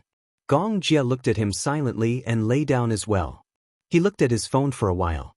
During the vacation, he had been receiving emails through his phone. For a long time, he had been in charge of the Hurricane Group's affairs. Ever since Yu returned to the Mu family, Gong Xiaoying was nowhere to be found. He was not at the headquarters, nor was he at the Gong family. He did not mention to anyone where he went. He only sent him occasional emails to remind him of some things. Regarding Yun Shishir and Yu, neither father nor son broke the silence first. Gong Jie did not know how to bring it up. He had mixed feelings. Gong Xiaoying obviously wanted to avoid it. When he learned that Yu and Lisa had returned to the Mu family safely, he did not ask anymore. Obviously, he was avoiding it. Yun Shishir and Gong Jie had mentioned that they wanted to negotiate seriously with Gong Xiaoying. Rather than a negotiation, it was more like a complete breakdown of their father-daughter relationship. They wanted to cut off their relationship cleanly. Gong Xiaoying also knew that Yun Shishir wanted to cut off their father-daughter relationship. It was as if she was running away. After that, she disappeared without a trace. If it were not for the occasional emails, Gong Jie would have been worried that Gong Xiaoying had met with an accident. Gong Xiaoying was not around, so Gong Jie had the final say in the Gong family's affairs. The matter about the Wurt region was temporarily put on hold. The Daoist plan was also put on hold for a long time because of Yu. However, Gong Jie was not in a hurry to start the plan again. He enjoyed such peaceful days. In the past, he was busy with business and expanding the territory of the Hurricane Group. Now, perhaps Yun Shishir had given him the warmth of a family, so he could not bear to break it. Therefore, whenever he was free, he would go back to the country. Yun Shishir even laughed at him for not doing his job. Recently, the Hurricane Group was not peaceful. No one knew where Gong Xiaoying went. Some of the relatives thought that Gong Xiaoying had met with an accident, but the Gong family had been hiding it. Therefore, they guessed that Gong Jie wanted to take power, so they deliberately hid Gong's whereabouts and the situation. Gong Jie, however, was dismissive. Of course, it wasn't that he wasn't ambitious. He had thought about the Gong family before. He wanted to obtain the highest authority in the Gong family, but he didn't want to use such despicable methods. In terms of ability and means, he would not lose to anyone. There were no emails in his mailbox. Gong Jie felt sleepy and put down his phone. Just as he was about to turn off the lights, he heard a light snoring sound from under the blanket beside him. He turned his head and looked at the bulging blanket. He could vaguely see Hua Jin's curled-up sleeping figure. The heater was on in the room. He was still wrapped in the blanket, but he did not feel stuffy. Gong Jie lifted the blanket curiously and saw Hua Jin's sleeping face. Chapter 3895. Gong Jie couldn't help but reach out his hand, trying to tuck Tang Yu's hair behind his ear. But when his fingertips touched Tang Yu's cheek, he immediately retracted his hand as if he had been electrocuted. The next day, when Hua Jin woke up in a daze, he felt a chill on his body. He looked up and found that his quilt had slipped to the ground. But fortunately, the bathrobe was still there. Hua Jin sat up. He didn't know how the quilt fell to the ground. Maybe it was because it was too hot, so he kicked the quilt to the ground in the middle of the night. He turned around and saw that Gong Jie was still asleep. But when he faced him, Hua Jin could easily see Gong Jie's thick eyelashes. Dense and dark. No wonder he gave off a particularly evil feeling. With such dense eyelashes, at a glance, it looked like he was wearing heavy eyeliner. Tang Yu unconsciously stared at him for a long time. It wasn't until his phone suddenly rang that he reacted. He felt a little guilty and flustered, as if he had done something he shouldn't have. When he braced himself and picked up the phone, Qin Zhou's cold voice came through. Are you still on vacation? I'm still here. In 3 days I'll return to the set. We're preparing to release a statement to fight back. Hua Jin was quite excited when he heard this. Have you got all the evidence on Tang Yu? Almost. Now Tang Yu has the upper hand. Upper hand? Yes. But you should know that the higher you stand, the more painful it is to fall. Understood. After hanging up the phone, Hua Jin walked to the balcony, sat up on the deck chair, and began to read the news. In the past few days, the team behind Tang Yu had been hyping up on the internet. They bombarded Hua Jin on the internet, listing the 5 deadly sins of Hua Jin. 1. Messy personal life. They didn't know where they dug up old news about Hua Jin and Lin Xue. They even found news about Hua Jin being a kept man. Other than his ambiguous relationship with his fans while filming, they also pointed to the female fan's suicide incident. They twisted the truth and said that this fan was Hua Jin's secret lover and that she was pregnant with Hua Jin's child. If it weren't for Hua Jin's assistant driving her away coldly, the female fan wouldn't have jumped off the building in despair. 2. The production crew is acting like a big shot. In the past, when Hua Jin was in the crew, it was common for him to act like a big shot. He even bullied the crew members. 3. Bully newbies. Tang Yu's team spread rumors. When Tang Yu was in the crew, Hua Jin often used his identity as the male lead to humiliate Tang Yu. He didn't put Tang Yu, his agent, and his assistant in his eyes. He even slapped Tang Yu in front of his assistant. Tang Yu's assistant even complained on Weibo that Hua Jin was too much and slapped Tang Yu 3 times in front of his assistant.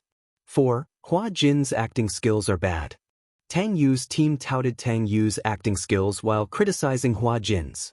They even accused him of being the most popular costume actor in the entertainment industry for not honing his acting skills by relying on his delicate and pretty face to earn the highest salary in the production team despite his lousy acting skills.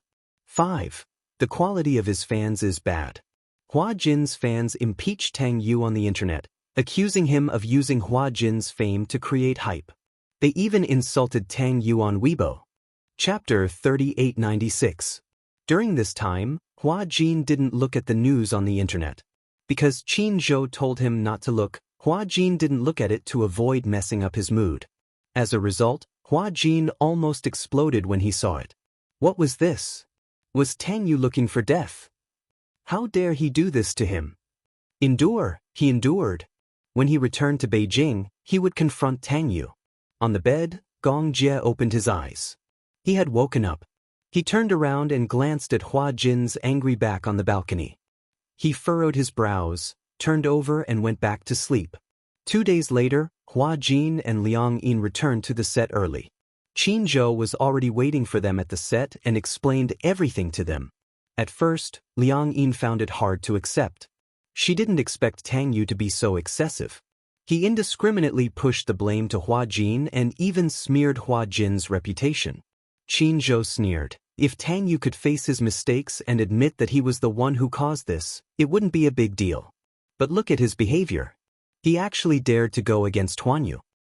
He's looking for death. Hua Jin also said hatefully, this Tang Yu he just debuted not long ago.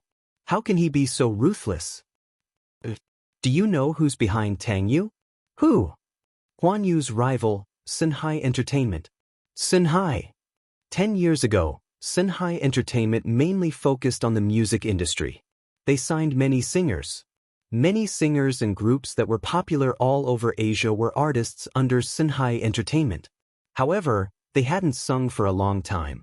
The music industry ushered in the impact of the digital era. The market was in a slump and the music sales plummeted. And in the era of pan-entertainment, singing alone couldn't attract much popularity. Even the popular idol singer was a triple agent. He acted in movies, TV dramas, and sang the theme songs of movies and TV dramas. That was the only way to stabilize his fans and popularity. As for professional singers, if they didn't have powerful resources, they wouldn't be able to establish themselves in the entertainment industry. As a result, Sinhai made a strategic change and shifted his focus from the record company to the film industry. He invested in several films and dramas, But in the face of Huan Yu's suppression and domination, he was powerless to compete with Huan Yu. Huan Yu began to build up Hua Jin. Under Qin Zhou's suggestion, they supported Hua Jin. Therefore, Sinhai also signed a group of fresh meat, including the newly signed Tang Yu. Tang Yu's appearance was the best among Sinhai's new recruits. Therefore, Sinhai put a lot of effort into promoting him. However, since she had stepped into the entertainment industry, she naturally could not escape the unspoken rules if she wanted to climb up the social ladder. No matter how good one's aptitude was, if there were no resources, then the unspoken rules would be unavoidable. Qin Zhou had already gotten hold of a batch of Tang Yu's black material. He was just waiting for the critical moment to release it. The PR team had already concocted a batch of press releases, waiting for Tang Yu's team to get carried away. Qin Zhou and Hua Jin communicated for a long time and taught Liang Yin how to cooperate. The next day, the show officially started. Chapter 3897. On the same day, Hua Jin saw the news from Huan Yu's media account. Only then did he know that Qin Zhou had instructed several reporters to take a few photos of Tang Yu and his fans entering and leaving the hotel room together. And they didn't leave the hotel for 2 nights. Although it was secretly taken, the photos were very clear. With clear facial features, it was easy to recognize that the man in the photo was Tang Yu himself. In the photo, 2 people were circled in red. After zooming in, even if the pixels were limited, the other girl was actually the girl who jumped off the building that day. Previously, because Sinhai exposed that the girl and Hua Jin had an affair, the child in her belly was Hua Jin's child. So, unscrupulous media sneaked into the morgue and secretly took photos of the girl's face. Although it didn't take long for the internet police to withdraw the photos had already spread widely on the internet. Some netizens even found the girl's photos through human search. Therefore, through this photo, the public recognized at a glance that the girl who entered and left the hotel with Tang Yu was the girl who jumped off the building that day. Everyone believed that the girl and Hua Jin had a relationship. But in the end, the thief cried thief. The real person who slept with the fans was actually Tang Yu. Before that, Tang Yu's team had righteously accused Hua Jin of having a messy private life with several girls. Many of Tang Yu's fans were eager to protect their master and went after Hua Jin fiercely. Many of Hua Jin's fans also lost their will and defected to Tang Yu's side. Together with Tang Yu's fans, they discredited Hua Jin. Perhaps because of the depth of love, many of Hua Jin's fans couldn't believe it. At first, they still defended their idol on the internet. But as time passed, Hua Jin didn't show up to express his position from beginning to end, nor did he refute the rumors. The public took it for granted that Hua Jin was too guilty and didn't dare to admit it. Therefore, he wanted to deal with it coldly. The fans were suffering as they waited. Many of them stopped being fans, thinking that they loved the wrong idol. However, there were still a large number of fans who firmly believed that Hua Jin did not do such an immoral thing. Now, Huan Yu had publicly clarified that the previous period of silence was because they were secretly gathering evidence. When the evidence was conclusive, they would announce it all together. Who knew how many haters would be slapped in the face? This was also one of Qin Zhou's strategies. Through this matter, he could stabilize his fan base. Previously, the loyal fans would firmly defend Hua Jin. Through this incident, the fans' trust in Hua Jin was further strengthened, and a group of fans who weren't loyal enough were eliminated. At the same time, it created a tolerant and steady side of Hua Jin. As for those fans who left because of distrust, they would feel guilty towards their idol and become even more loyal to Hua Jin. One had to admit that Qin Zhou's methods were brilliant. After fiercely attacking this rumor, the other accusations would collapse on their own even without Huan Yu showing up.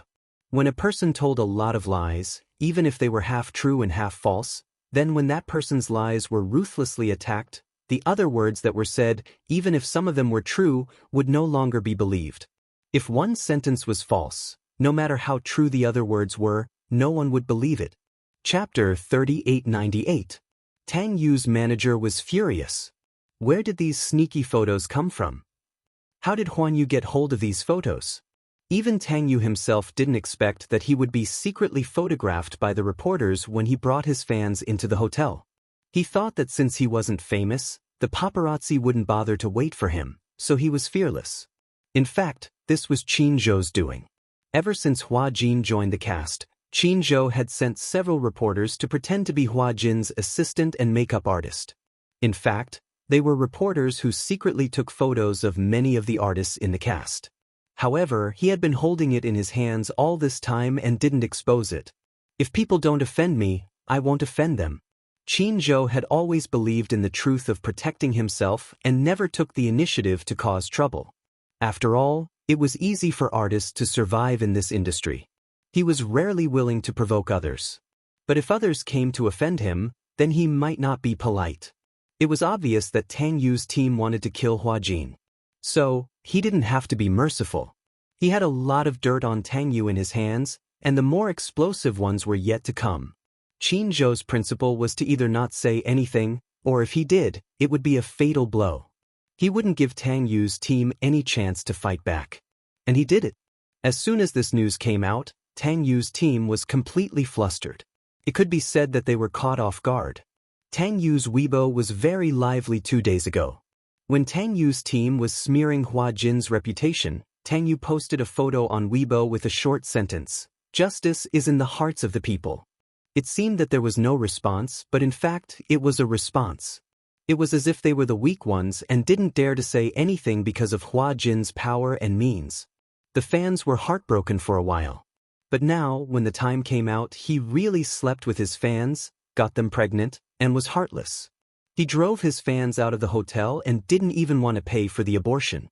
His image as a scumbag was suddenly known to everyone. Qin Zhou didn't know how he found the person. A hotel cleaner stood up and said that she saw the girl before she jumped off the building. The girl came to the hotel to find out that she was pregnant and came to discuss with Tang Yu about what to do. She happened to pass by and saw this scene. She immediately hid, but she accidentally heard Tang Yu's disapproving tone. Obviously, he didn't believe that the girl was really pregnant. He thought that the girl was here to threaten and blackmail him. Therefore, he refused to let her in and coldly drove her away. The girl was extremely sad. She said that she had no home to return to. In order to chase after idols, she had been isolated from her family. Now that she was pregnant, she was at the end of her rope. However, Tang Yu clearly said that he was on the rise now. His image was very important. He would never allow her to be his stumbling block. The girl was so sad that she was utterly defeated. She stumbled and left. Some reporters questioned her and suspected that the cleaner had been bribed. However, the cleaner was very magnanimous. She even said that what she said was the truth and that she was willing to bear all the legal responsibilities. Therefore, with this sentence, Tang Yu's so-called lawyer's letter seemed weak and feeble. All the onlookers encouraged Tang Yu to sue the cleaner if what she said wasn't true, and if it was a smear or a rumor. Chapter 3899. This time, Tang Yu's face was beaten black and blue by Huan Yu's solid hammering one after another. Tang Yu's manager cursed Qin Zhou. This Qin Zhou was young, in his early 30s, but his methods were impressive. He had already laid out a backup plan. How could Tang Yu know that Qin Zhou had already sent people to watch him from the first day he joined the crew? Photos after photos were placed in front of him. He wanted to clear his name, but he couldn't. And Hua Jin's Weibo was personally managed by Qin Zhou. Of course, in this segment, Hua Jin had to act as a victim. For example, because of this incident, in the face of public opinion crisis, he endured the grievances and kept silent. Until the truth came out, the fans felt even more sorry for Hua Jin's grievances. Since there were facts and evidence to prove that the girl who jumped off the building had nothing to do with Hua Jin. Then, in the video that was released that day, Hua Jin was talking to the girl, and even showing concern. For a moment, Hua Jin's kind image was solidified. What a celebrity in the entertainment industry needed the most was positive energy. Just when Tang Yu was still thinking about this matter and racking his brains on how to get through this public relations crisis, Huan Yu once again released negative information about Tang Yu. On Weibo, an internet celebrity with the ID of Lily stood up as Tang Yu's ex-girlfriend and detailed several of Tang Yu's crimes. A long and voluminous post of a few thousand words tearfully accused Tang Yu of being a scumbag. Before Tang Yu debuted, He was an internet celebrity in his blog shop. If you've read the original Demon Eyes, you'll know that Tang Yu and I were the book models for Demon Eyes. He was the male lead and I was the female lead. We met during the Demon Eyes series of illustrations. At that time, he was still a university student, and I was already a famous cosplayer on the internet. At that time, he was very young and immature, but on the surface, he was a sunny and handsome guy. Just like that, we fell in love. Furthermore, when he was still in university, we opened an online clothing store together. We became models together and ran the store together. When he graduated from university, he told me that he wanted to be a celebrity, so he went for an interview with a record company. However, his voice wasn't very good, but the record company thought highly of him. They released a few demos, but they weren't very popular. After all, the entertainment industry was very cruel. If you didn't have the ability, it didn't matter how good-looking you were. So he said that he wanted to act. I've always supported his dream of becoming a star, so I've invested all the income of the online store into him, packaging and managing all the connections while maintaining the store's operations. Actually, I was in a lot of pain during that period. I feel that if he becomes a celebrity, we might not be able to be together in the future. So, I advised him to stop being a celebrity and just be an ordinary person. Get married, have children, and live a peaceful life. Perhaps that's true happiness. Chapter 3900. I secretly opened it once, and it turned out to be a middle-aged woman. Later, I found out that she was the wife of a senior executive of Sinhai Entertainment. 2 years ago, I was pregnant, and I told him about it. Actually, I didn't want to be pregnant, but I kept asking him to use contraceptive measures, but he refused. He said that it was uncomfortable to wear condoms, and that it wouldn't be easy to get pregnant. I didn't understand, so I believed him. He asked me to have an abortion, and he acted like he was in pain. But I accidentally checked the chat records, and he said that I was trying to kill him by getting pregnant. It was also at that time that I found out that he was having an affair with a lot of big shots in the entertainment industry. I didn't understand at that time.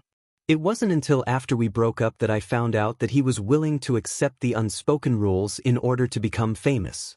His partner was the artistic director of Sinhai Entertainment. I met the director once, and he was a man in his 40s. I couldn't accept this fact. When we broke up, I chose to have an abortion. During the abortion, I suffered a massive hemorrhage. When I was taken out of the operating room, I was in a daze. I didn't even know that my uterus had been removed by the doctor. When I woke up, my mother was by my bedside, crying and apologizing to me. Because of the massive hemorrhage, in order to save my life, they had no choice but to remove my uterus. Since then, I couldn't have children. I permanently lost the right to be a mother. I hated him. For a long time after that, I fell into this pain.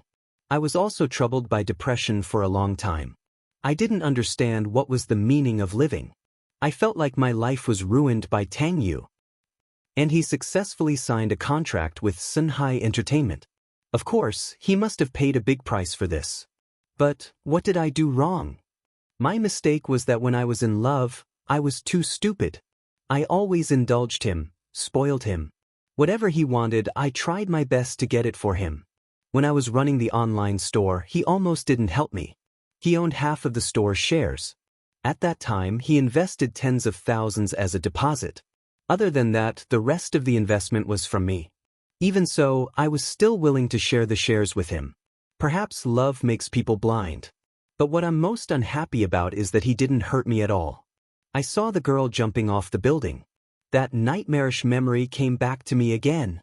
I stood up, not to ask for an explanation, but to tear off the mask of this so-called quality idol. In fact, Tang Yu isn't the perfect person you think he is. In addition to accusing Tang Yu of crimes, the ex-girlfriend also released one piece of information after another. The equity book, the prospectus, the photo with Tang Yu, the pregnancy diagnosis, the report of the hemorrhage during the abortion, and the information about the depression. Everything was available. His chat with Tang Yu was also published. For a moment, Tang Yu's image changed beyond recognition.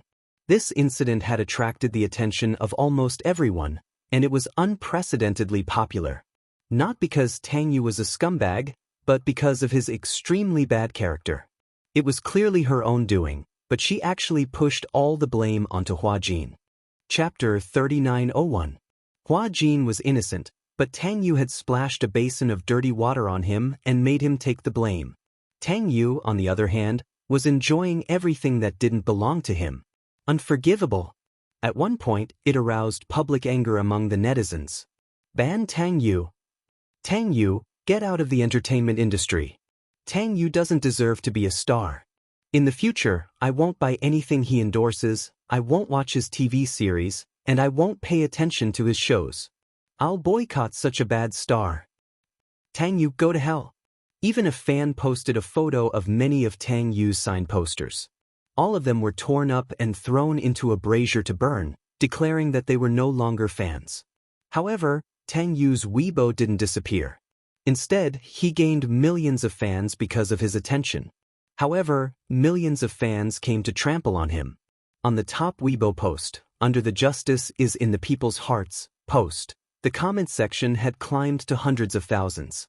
The most popular comment was an insult from a netizen. Justice my ass. Smile. Justice was eaten by a dog and you're the dog. I logged on to Weibo to see if Tang Yu quit the entertainment industry today. Don't make a fool of yourself. I was blind to not believe in my own idol and mistakenly believed in a dog like you. You look like a decent person. Should I scold you now or go through the procedure? Is there a like for scolding Tang Yu? Weibo had fallen into a trap. The netizens' criticism of Tang Yu had reached an unprecedented level. During this time, Tang Yu was almost invisible and didn't dare to make any movements. Hua Jin knew that Tang Yu was in his room and didn't dare to take a step out. His 3 meals a day were sent to him by his assistant. Outside the hotel, they were surrounded by reporters. After this incident, everyone wanted to be the first to take pictures of Tang Yu's movements.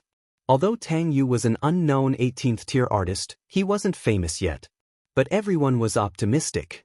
If there was no accident, Hua Jin, as the protagonist of the TV series, would always be among the top.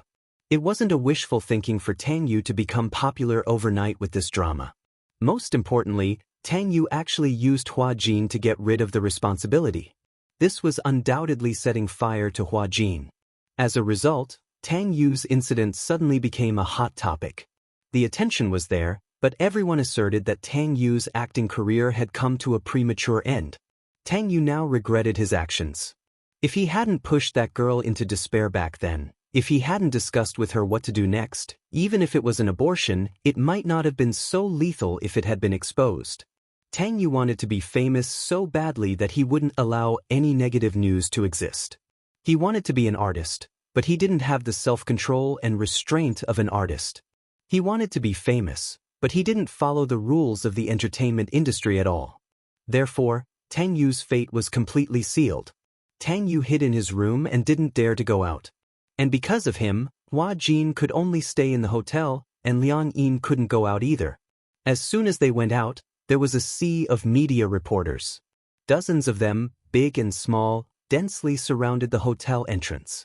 As soon as they went out, they were heavily surrounded. It was too scary. Liang Yin had never seen such a scene before. It was simply deadly. Chapter 3902. Hence, Hua Jin ordered takeout for all 3 meals a day and brought them home. That was the result. They also had to be wary of the paparazzi who pretended to be delivery men. Some of the reporters even bribed the delivery man to put the questions they wanted to interview into the package in the form of a jump. Some reporters pretended to be delivery men and waited until the door opened to squeeze in for an interview. Some paparazzi were even scarier as they would secretly stuff a listening device into a pen. Fortunately, Hua Jin was attentive enough to notice the pen that had appeared out of nowhere. He took it apart and discovered that it was actually a recording device. Liang Yin was completely frightened. She felt like there were countless pairs of eyes staring at her. She was always on tenterhooks. She didn't expect that being a celebrity was such a painful thing. In addition to rushing for the schedule, she often couldn't rest well. On the surface, she looked bright and beautiful. But at such a critical moment, she had to fight against the paparazzi all the time. This was simply like the rhythm of a spy movie. These paparazzi must be excellent spies and secret agents if they were placed in the war-torn era decades ago. Hua Jin was already used to it. This kind of thing was common in the entertainment industry. He had long been used to it. Liang Yin couldn't sleep well these days. The crew also suspended the filming. The director's team and the executives were discussing the issue of Tang Yu's departure. On the internet, many netizens even threatened to boycott Tang Yu. If Tang Yu's role wasn't deleted or replaced, they would resolutely not watch it. Some people even held a vote in favor of Tang Yu's withdrawal from the cast. 90% of the netizens said that even if it was a TV series starring Hua Jin, as long as Tang Yu was still in it, even if it was just a scene, they would resolutely boycott it.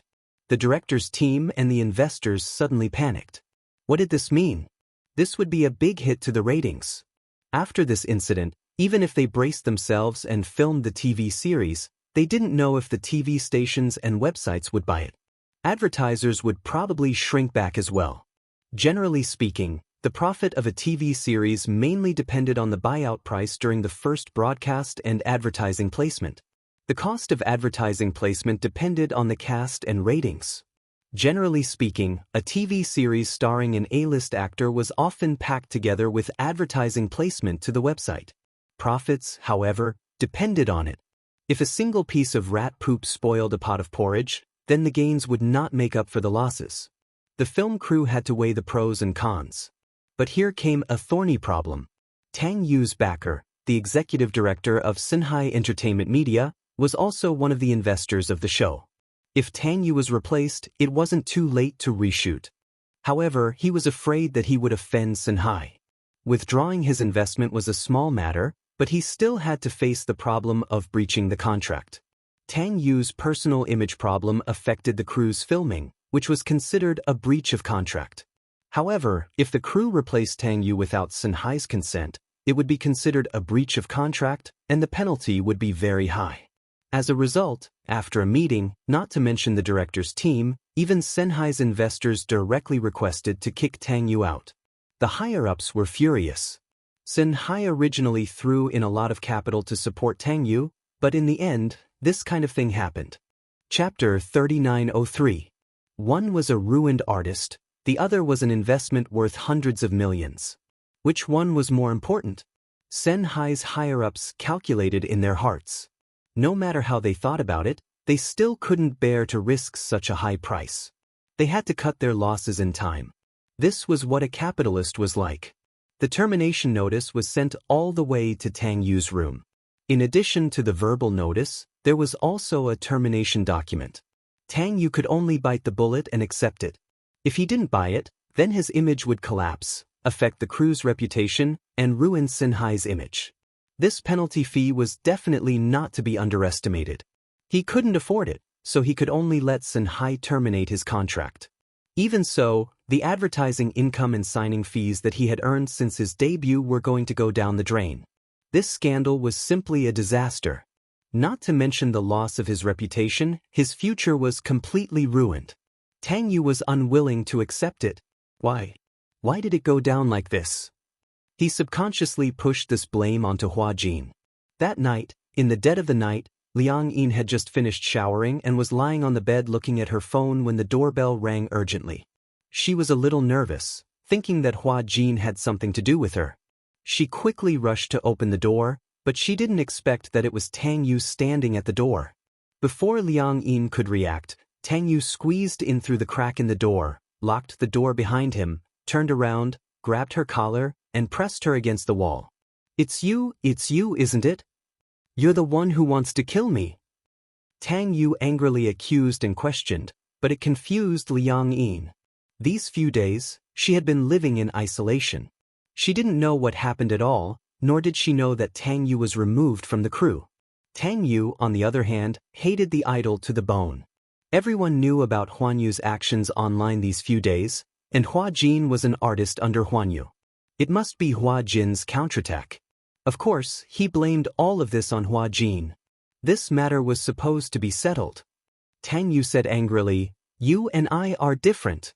Even if you have such a scandal, even if you lose fans, there will still be countless fans supporting you. But what about me? I just debuted and don't have a strong foundation. If something like this happens, I will definitely die. Why do you want to harm me? Why do you want to implicate me? Liang Yin listened for a long time and finally figured out why Tang Yu was looking for her. It was actually because of this matter. Liang Yin was also infuriated. Previously, her feelings for Tang Yu might be complicated to say. After all, Tang Yu was her idol. Although she knew about Tang Yu's past, her feelings for him were still complicated. She liked him, but also felt disappointed and lost. It was just that he did not expect Tang Yu to be so excessive and push all these things to Hua Jin. Liang Yin said angrily, "What does this have to do with flowers? What does this have to do with me? Is that child mine? Did I do that?" That day she was squatting in the corner of the hotel. Why did you ask her? If you didn't ask her, the media wouldn't have made an issue of this matter at all. Yes, I did it out of kindness. I cared about her. So, is my kindness my fault? Chapter 3904. She got pregnant because of you, but you shut her out. Is life so worthless to you? Until now, you haven't repented for your first love. You don't feel guilty at all, and you're blaming it all on me. Did I do this? If you're a man, you have to take responsibility for your own actions. What kind of man are you to push the blame onto someone else? Tang Yu said angrily, "How am I not a man? Who knows that the child in her stomach must be mine? Who can prove it? I only did it once with her. How can she get pregnant after just one time? If she could get pregnant after just one time, why didn't anyone else get pregnant but her?" Liang Yin was even angrier. "You're not just one scourge?" Scourge? How is that a scourge? It's them who want to do something with me. I'm just fulfilling their wishes. God knows how many people are jealous of them. Not everyone gets to have intimate contact with their idols. Tang Yu arrogantly thought that the fans were lucky to be in close contact with him. It was their blessing. He even thought it was a gift, a charity. Liang Yin was completely stunned. How could she know that Tang Yu actually saw all of this as a gift? In her anger, she subconsciously blurted out, "Who do you think you are? Do you think you're a god? Tang Yu, don't overestimate yourself. You're just an artist, a celebrity. The fans like you because you bring positive energy to them. But they didn't expect that what they saw was just an illusion. Your fans are so pitiful. To fall in love with an idol like you, they're really feeding their passion to the dogs." Tang Yu was so angry that he laughed. "Hua Jin, what right do you have to say such things? Who do you think you are? You're just a celebrity. To put it nicely, you're an idol. To put it bluntly, you're just an actor. Yes, you've never slept with a fan. You're pure, you're noble. But don't think I don't know that you were sold into the entertainment industry by your father. Before you debuted, you were just a waitress in a bar. How clean do you think you are? You're dirtier than me. I slept with a fan, you're an old man's mistress." Liang Yin's face suddenly turned serious, and she said in a deep voice, "Watch your mouth." "What? You're still unwilling to face what you've done?" Liang Yin was so angry that her eyes turned red. She slapped Tang Yu hard on the face. "Shameless." Tang Yu's face was slapped to the side. He turned back in disbelief and glared at him. "You're not even willing to admit what you've done. How dare you say I'm shameless? No matter what, Hua Jin will always be nobler than you." After a pause, Liang Yin continued, "No matter how bad it is, he won't play with his fans, and he won't treat his fans' sincerity like dirt. He wouldn't humiliate his fans like this. Who doesn't know you have a lot of fans? Who doesn't know that you have tens of times more fans than me? A few hundred times? Or even thousands of times? If you really want to play with them and sleep with them one by one, you won't be able to take care of them one by one." Seeing that Tang Yu's words were getting more and more outrageous, Liang Yin was so angry that her whole body trembled. Just then the doorbell rang. It was hurried, accompanied by occasional knocks on the door. Chapter 3905. Hua Jin, who was in the next room, heard the noise and thought that something had happened to Liang Yin. Just now, when she was arguing with Tang Yu, the vase on the table fell and made a noise. It didn't break, but it caused a lot of noise. Hua Jin heard it and rushed over. Liang Yin? Liang Yin, are you there? What happened? Liang Yin, open the door, it's Hua Jin. Tang Yu was stunned. Liang Yin's body also froze. Tang Yu looked back at the door, and then looked back at Liang Yin, feeling incredulous. He recognized this voice. Wasn't it Hua Jin's assistant? Why did she call Hua Jin Liang Yin? This, Tang Yu didn't react. He wouldn't think about it in any other way. Liang Yin pushed him away and walked to the door. She tidied up her messy clothes and opened the door. Hua Jin rushed in all of a sudden. Before he could say anything, he saw Tang Yu standing to the side. His clothes were a little messy. Then he looked at Liang Yin's body. There were obvious traces of wrinkles on her collar. He wasn't stupid. He immediately guessed what Tang Yu was here for. Bastard! Hua Jin cursed and rushed over. He raised his leg and kicked Tang Yu in the stomach. Tang Yu groaned and sat on the ground. Hua Jin lunged over and grabbed him by the collar.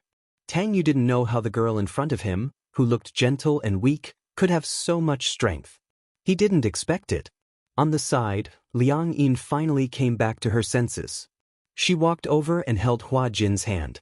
She said anxiously, Hua Jin, don't be impulsive. Calm down, don't do anything. Hua Jin didn't look at her. Instead, he asked Tang Yu coldly, what are you doing in her room? It's none of your business. Tang Yu shouted defiantly, no matter how down and out I am, it's not up to a mere assistant like you to lecture me and question me. Bang! Without a second thought, Hua Jin punched him in the face.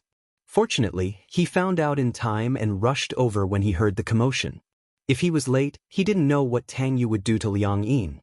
Even though he had summoned Liang Yin's body, his mentality as a man did not change. In his eyes, even though Liang Yin had a man's body, she was still a girl. He hated scum who bullied women the most. Tang Yu, you're a bastard. You toyed with your fans, and now that the truth is out, no matter how pitiful you are just asking for trouble. Now, whether it's the director's team, the production crew, or even the top management of your company, everyone wants to get rid of you. How dare you come looking for trouble? What does that have to do with you? Tang Yu angrily pushed his hand away. It has nothing to do with you. This is a matter between me and Hua Jin. It's not up to you to interfere. However, you are really a loyal dog. How much do you think Hua Jin values you? You are just a small assistant, a dog. Your master may not see you as a human. This guy was clearly trying to drive a wedge between them. Now, he was at the end of his rope. Thinking about it, he didn't have a good time. Even if he brought some bad luck to Hua Jin, he would feel a little better and happier. Liang Yin was angry, but how could Hua Jin not hear the malice in Tang Yu's words? Stop trying to play tricks on me. Chapter 3906. Even though Hua Jin was in Liang Yin's body, it was as if he could swallow mountains and rivers. Even Tang Yu felt incredulous. He was actually scared by this thin and small woman in front of him who seemed to be unable to withstand a single blow. By the time he reacted, Hua Jin had already dragged him to the door. He opened the door and pointed outside. Now, I'll give you a chance to get out of here.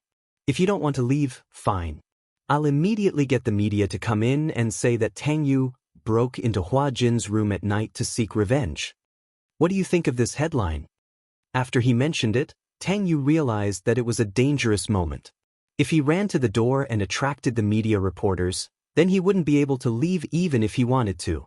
Tang Yu gritted his teeth and scolded angrily, "You're ruthless." With that, he stood up, straightened his collar, and walked away. He knew that he had completely offended Hua Jin, so he didn't have to say anything nice anymore. On impulse, he wanted to find Hua Jin to reason with him and vent his anger. In the end, he saw Liang Yin, who was Hua Jin at that time, leisurely enjoying her leisure time in the room. When he thought about how he was so embarrassed to hide from the media, he felt that it was very unfair. Why? Why is it that Hua Jin has so much dirt on him? Why does it feel like he can still thrive while I can't make it in the industry anymore? Everyone made mistakes. Why did the fans and the public have zero tolerance for him and turn a blind eye to all of Hua Jin's scandals in the past? He felt that it was unfair. He didn't realize that the nature of his mistake was different from Hua Jin's. Liang Yin walked to Hua Jin's side and checked him up and down. Are you okay? Hua Jin shook his head. I'm fine. He didn't hurt you? Humph, you're underestimating me.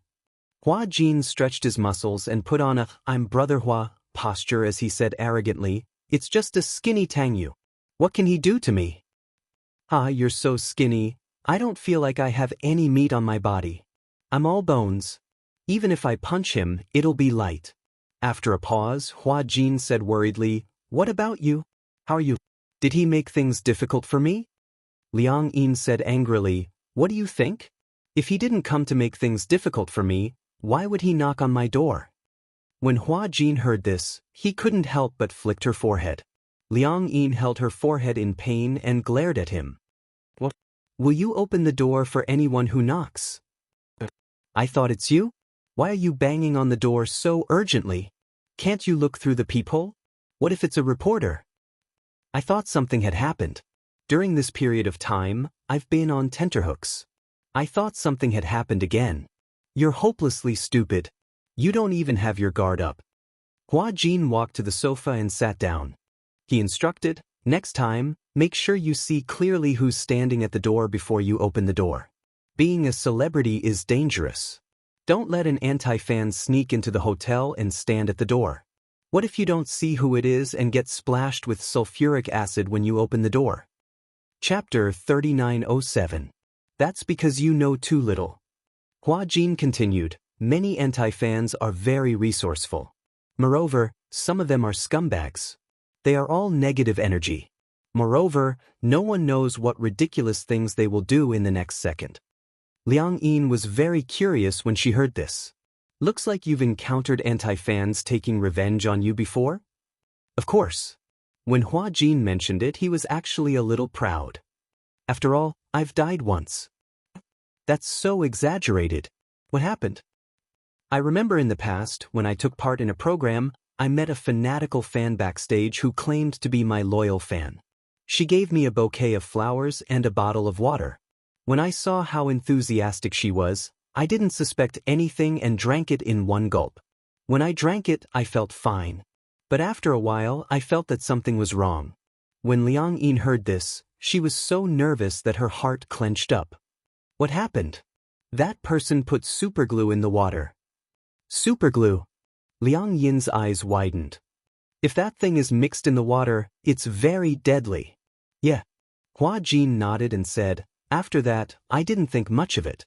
Because I would never have thought that someone would put superglue in a drink. When you drank it, didn't you feel that something was wrong? I just felt that the taste was a little off. There wasn't any sticky part of it like glue. It might have been diluted by something. Hua Jin continued, after that, I wanted to go back to the resting room. On the way back, I suddenly blacked out and fainted. After that, I don't know what happened. When I woke up, I was already in the emergency room. I was in a daze and was forced to vomit. Anyway, I was tortured until I was half dead before I managed to pull through. Hua Jin could no longer remember how painful it was in the resuscitation room back then. Everyone thought that he wouldn't be able to pull through. He didn't even realize how dangerous his situation was. He didn't even know how he ended up in the emergency room. At that time, his manager was standing outside the emergency room, panicking. The doctor told him that he had swallowed the superglue and that his life was in danger. The manager was scared half to death. The previous bottle of drink was sent to the police for identification. According to the extracted substance, it was found that it was mixed with a high concentration of superglue. At the same time, the anti-fan who pretended to be a fan was quickly arrested by the police. In the operating room, Hua Jin went through a lot of pain. Fortunately, he was rescued in time. In the end, it was announced that he was out of danger. Later on, he found out that the procedures that were carried out in the operating theater before this were gastric lavage and vomiting induction. He drank the drink mixed with glue. After an investigation, it turned out that the anti-fan was dissatisfied with Hua Jin's rising popularity. She was a fan of another male celebrity. It was all because Hua Jin had played a game with that male celebrity on a show. Because it was a sports game, Hua Jin's motor skills were quite good. It was a crushing victory. She was so angry that she came up with this plan. This incident caused a huge sensation. And that male celebrity couldn't withstand the pressure of public opinion and came forward to apologize. Chapter 3908. Fortunately, I'm in good physical condition, so I got through it. But, Hua Jin raised his eyebrows. Thanks to that fan, I had serious gastric problems for a long time. Even after recuperating for so long, my stomach is still very weak. I can't eat anything too stimulating. When Liang Yin heard this, she frowned. How could something like this happen? Before that, I wouldn't have thought about it. I also wouldn't have thought that there would be such a hateful person like an anti-fan. Hua Jin said as he stood up. He went to the bar and poured himself a glass of water. He took a sip and said, "In the past, I used to cherish everything that my fans gave me. But since then, even if I had a good mentality, my assistant, my manager, and any fan's gifts would be separated from me in advance. If it's a drink, food, or snack, they would throw it away directly without looking at it. Toys and jewelry, after checking if there's no problem, would be donated to the appropriate charity in my name." Perhaps he was traumatized. After that, when other celebrities received drinks and snacks from their fans, they didn't dare to drink or eat them easily. Never underestimate a person's darkness. Hua Jin glanced at Liang Yin and couldn't help but lecture her. Do you know that Tang Yu is under a lot of pressure from public opinion now? It could be said that his acting career was most likely ruined. What if he resents you and wants to take revenge on you? Liang Yin didn't think much of it. Just take revenge. Hua Jin couldn't believe it. Why are you speaking so casually? Do you really think he won't dare to do it? He has nothing now. He lost his resources, he lost his future. You can say that he has nothing. What if he's desperate and has evil thoughts and kills you? That won't happen, right? Liang Yin was so angry that she laughed. He has to pay with his life for killing. If he dares to do anything to you, you have so many fans. Everyone's saliva will drown him. Although it's not your body, you can't be so careless. Hua Jin said angrily. You have to protect yourself, okay? Liang Yin nodded guiltily and mumbled, I know. In the future, I will pay attention and protect myself well. Only then did Hua Jin feel more at ease. He wasn't making a mountain out of a molehill. The entertainment industry was just a vanity fair. It was foul and there was no one there. Tang Yu had been eliminated from this circle. Who knew what he would do? Hua Jin was still worried, so he called Qin Zhou and asked him to send 2 bodyguards to protect Liang Yin. Qin Zhou agreed, saying that he would make arrangements immediately and that he could rest assured. Hua Jin hung up the phone and saw Liang Yin staring at a place in a daze. He asked suspiciously, What are you thinking about? Liang Yin regained her senses and smiled stiffly. Oh, it's nothing. I was just in a daze. Don't tell me you're feeling sorry for her? What's there to feel bad about? I feel sorry for your idol. After all, didn't you used to like Tang Yu a lot? Liang Yin sneered contemptuously. It's because the more I liked him, the more disappointed I was. The more I liked him, the more I thought I was ridiculous. How could I fall in love with such a scumbag and see him as a positive energy idol? Chapter 3909. When Liang Yin heard this, she didn't refute him. Instead, she said seriously, I used to think that you didn't have the ability and that you relied on your die-hard fans to support you. But now, I feel that you're very good. You're really a high-quality idol. Hua Jin was stunned. There was a mouthful of water in his mouth. He didn't know whether to spit it out or swallow it. It took him a long time to realize that Liang Yin was praising him. He didn't come back to his senses for a while. When he came back to his senses, he swallowed the water in his mouth with a gulp. He said exaggeratedly, You're actually praising me? He was just mocking himself. He didn't expect her to praise him so seriously. These are my heartfelt words.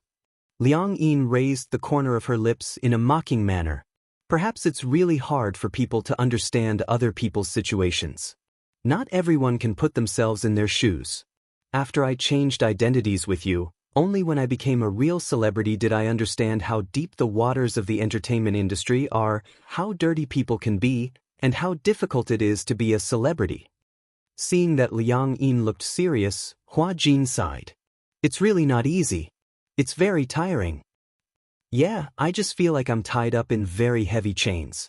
Sometimes, it really feels very difficult. Hua Jin said meaningfully, heaven and earth are like a cage. No one is a body of shackles?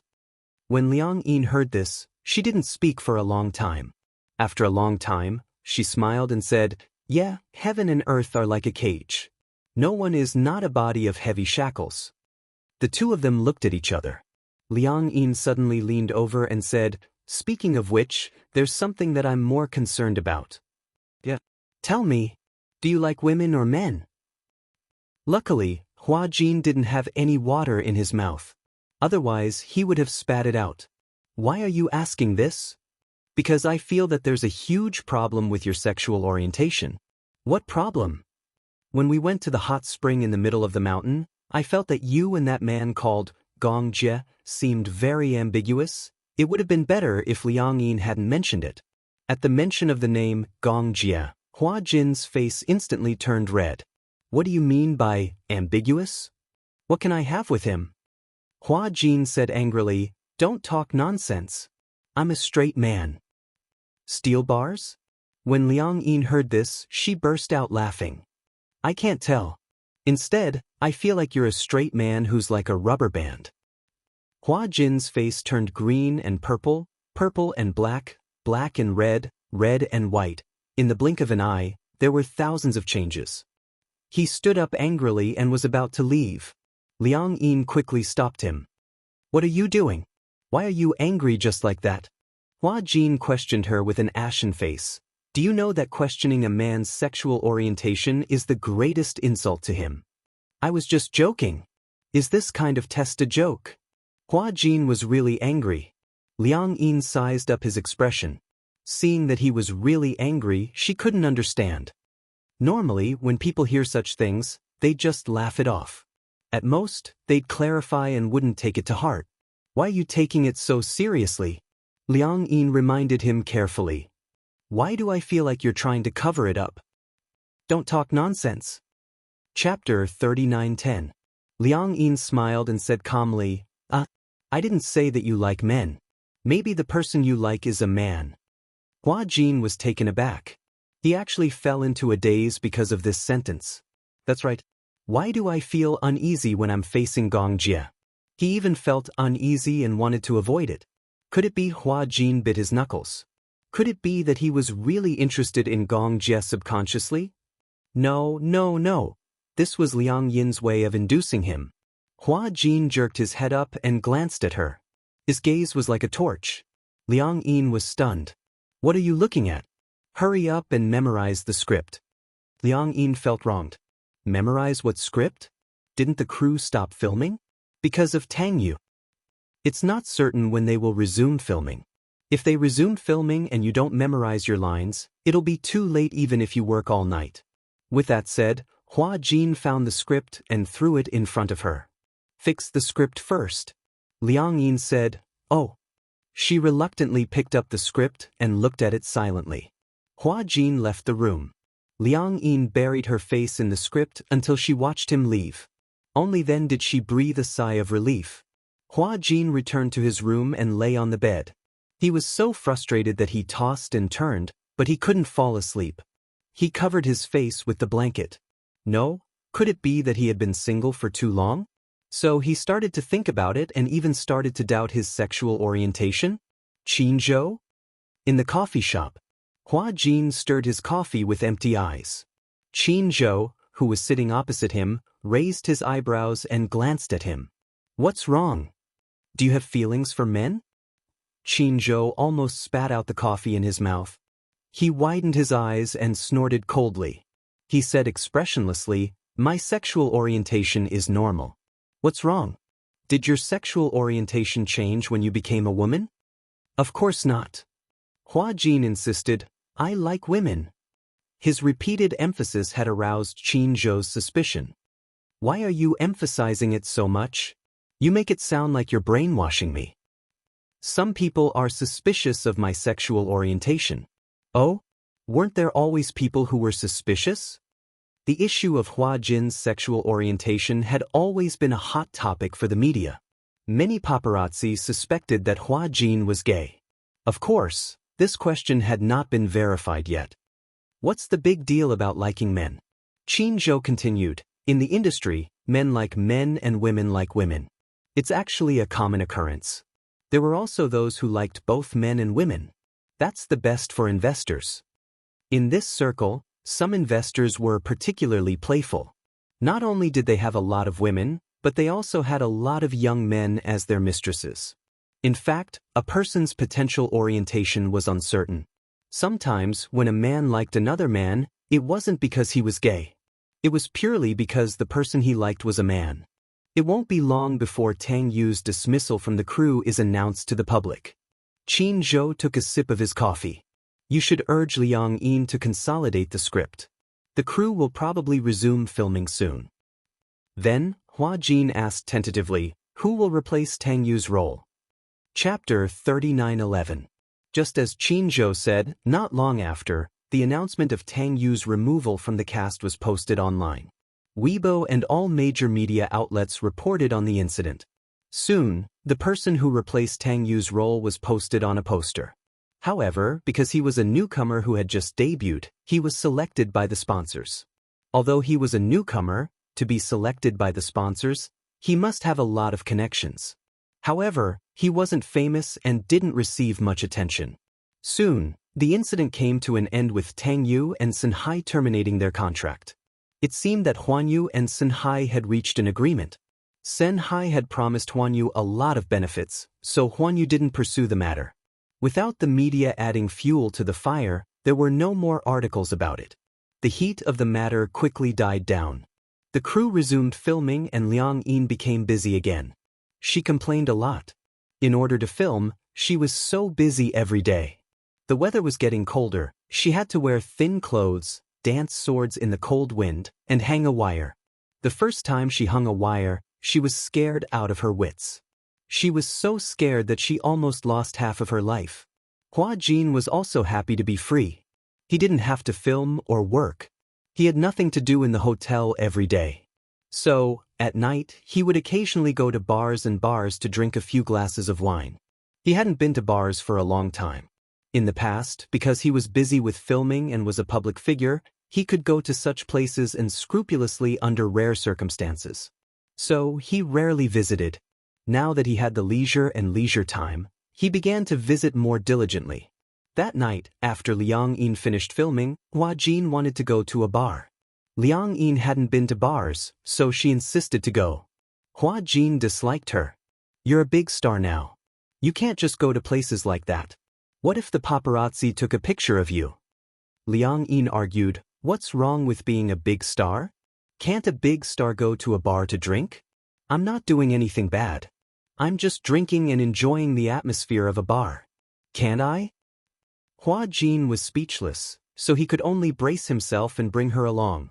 When the two of them arrived at the bar, it was still early. Hua Jin wanted to find a booth, but Liang Yin wanted to watch the bartender mix drinks, so she insisted on sitting at the bar counter. Hua Jin couldn't argue with her, so he sat with her at the bar. Liang Yin looked at the bartending and couldn't say anything. Because she rarely came to bars, she always felt that the bar's environment was messy, but now she felt that it was okay. It was not as messy as she had imagined. Hua Jin, look, there's fire in that wine. Liang Yin pulled him and pointed at the goblet in the bartender's hand. The fire was burning on the surface of the goblet. How do you drink this wine? Could it be that he drank it together with the fire? Hua Jin said, you have to wait for the fire to go out before you can drink it. I see. Liang Yin stared at the glass of wine and muttered, I want to drink. No, don't drink it. Hua Jin said, the alcohol content of this wine is so high. If you get drunk, how am I going to carry you back? Liang Yin was a little unhappy, but because of Hua Jin's warning, she could only watch helplessly. Hua Jin looked at her pitiful face and said to the bartender, give me a glass of tomorrow. Tomorrow? Chapter 39:12. Is this the name of this drink? What does it mean? Tomorrow, as the name suggests, after drinking this glass of wine, you'll only wake up tomorrow, so it's called tomorrow. When Liang Yin heard this, she opened her mouth and was a little surprised. Is the alcohol content very high? Yes, it's mixed with vodka. The alcohol content is especially high. Most people would only need to drink 2 sips. Liang Yin was a little doubtful. Is it that exaggerated? She didn't dare to drink it, but she really wanted to try it. How much is this glass? 288 yuan per glass. Liang Yin was speechless again. So expensive? Is it expensive? It's still okay. That's true. You earn a few 100,000 per episode, so a glass of wine is indeed not expensive. Liang Yin said self-righteously. When she was filming for Hua Jin, many of her brain cells had died just from memorizing the lines. It was considered that she was at his beck and call, so it wasn't too much to drink a glass of wine from him. The bartender mixed the tomo and pushed it in front of Liang Yin. Liang Yin took out her cell phone and aimed it at the wine. After taking a few pictures, she kept her cell phone satisfactorily. After she kept her cell phone, the fire in the wine glass was extinguished. She tried to take a sip. However, the wine was fragrant and there was a hint of sweetness. It was quite tasty, but when she tasted it, she could clearly feel the vodka taste. It was a little strong, and when it slid down her throat, her stomach started to burn. She felt warm and her whole body started to heat up.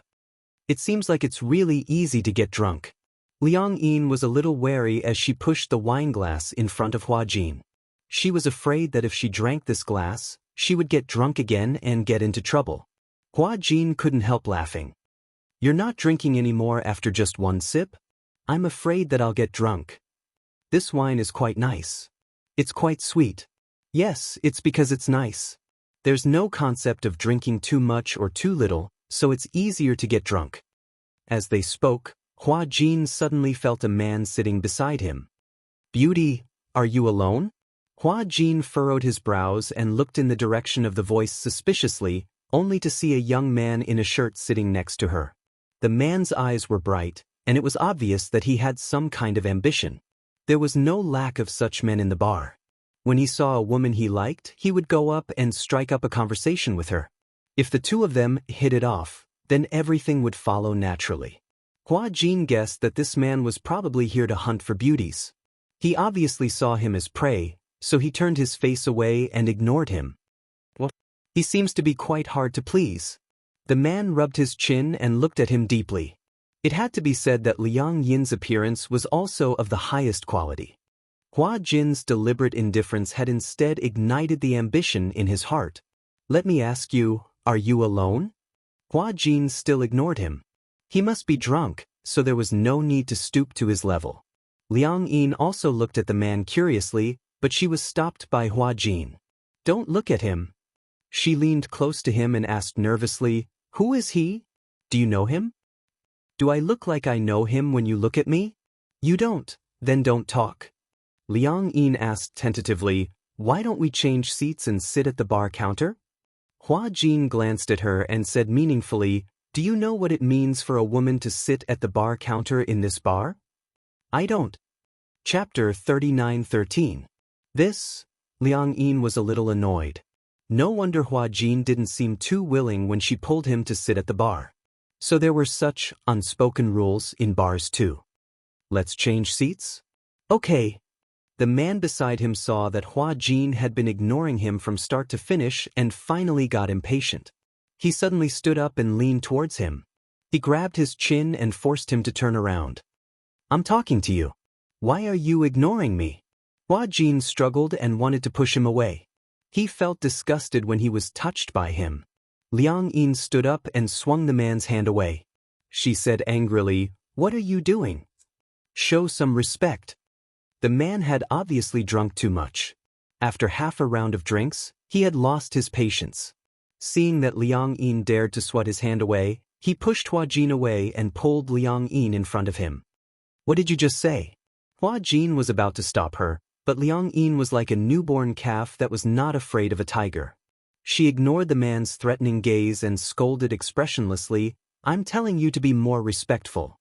Don't touch my female companion. Bam! The man abruptly pushed her and swung his arm. Liang Yin instantly lost her center of gravity. Due to the inertia, she crashed into a bar chair at the side and fell harshly to the ground. She frowned in pain but did not make a sound. Anxiously, Hua Jin rushed over and tried to help her up in a fluster. The man walked over, held her hand, and pulled her to his side. "What are you doing?" Hua Jin struggled a little. "Let go of me." The man pinched his chin and looked at him carefully. He was satisfied. "She's quite pretty." After a pause, his contemptuous gaze fell on Liang Yin. "Is she your girl?" "Hee. Then today your girl is mine." "What?" Without waiting for Hua Jin to question him, the man immediately grabbed his face, pressed his mouth down, and kissed him fiercely. The smell of alcohol in his mouth blew onto his face. Hua Jin's entire body stiffened. Feeling the man's kiss, he felt extremely disgusted, as if he had been bitten by a dog. He used all his strength to push him away and forcefully wiped away the man's remaining warmth on his mouth. "Disgusting!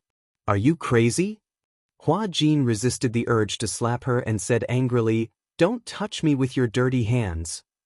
You have a bit of a temper." The man sneered, "But I like it. Women are like wine, the stronger the better." Liang Yin couldn't stand it anymore, especially when she saw the man kissing Hua Jin forcefully. She felt disgusted and immediately got up from the ground. She stepped forward and grabbed Hua Jin's hand. "Let's go. Don't talk nonsense with him." Hua Jin was still angry. However, he knew in his heart that he didn't know the man's identity. Now was not the time to confront him. There were too many people and they couldn't stay for long.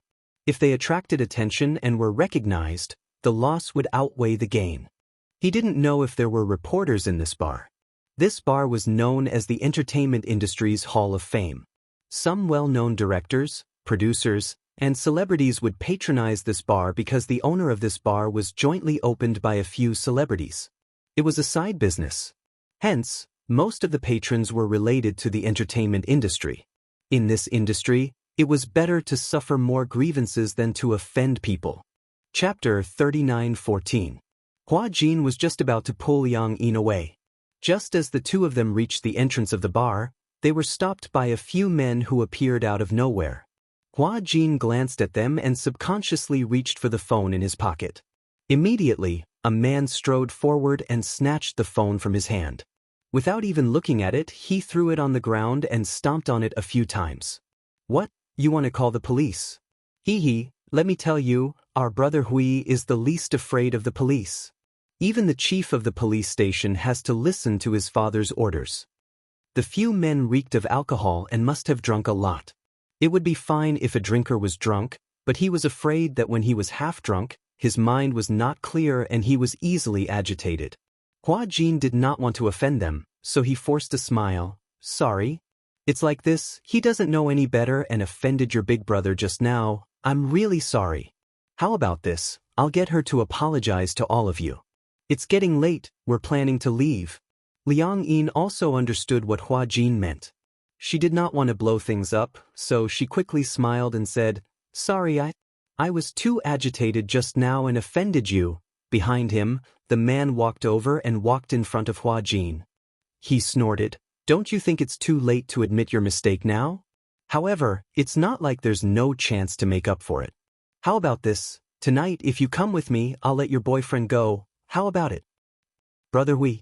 This man looks familiar. I think I've seen him on TV before. Could he be some big star? There have always been a lot of celebrities in this bar. Who wouldn't give my brother Hui some face?" "Exactly. I recognize him. Isn't this the big star Hua Jin?" It was not known who had sharp eyes and recognized him. Before Liang Yin went out, she had carefully disguised herself. However, her extremely recognizable facial features still allowed people to recognize who the person in front of them was. Hua Jin, a big star.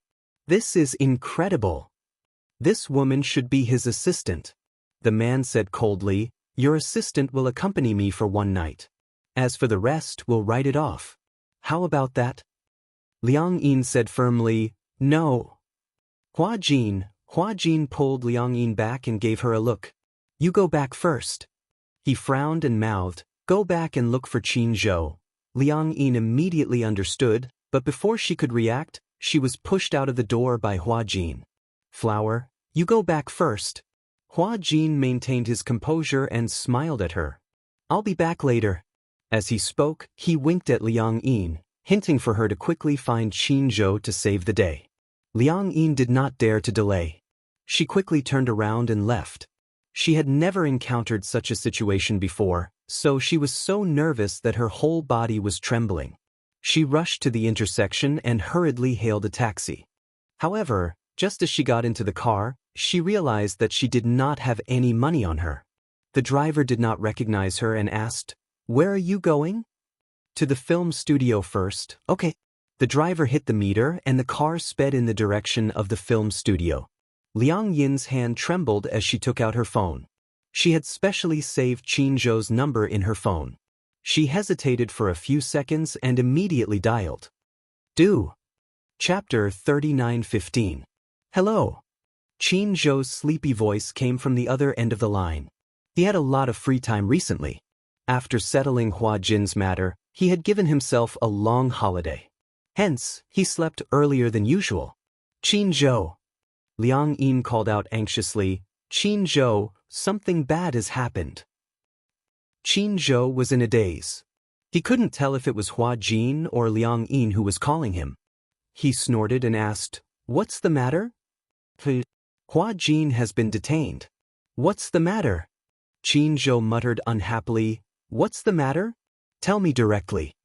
Liang Yin kept her composure and told him what had happened in a concise and comprehensive manner. Qin Zhou ruffled his hair in frustration, but his voice was calm. "Wait for me at the bar. I'll come over right away." "I didn't bring any money with me," Liang Yin muttered weakly. The taxi driver heard this and raised his eyebrows. He was alarmed. "You didn't bring any money to take a taxi? Someone will pay for my ride." On the other end of the line, Qin Zhou heard this and said, "Nonsense. Take a taxi and come to my place first. Ming City Apartments. I'll wait for you downstairs."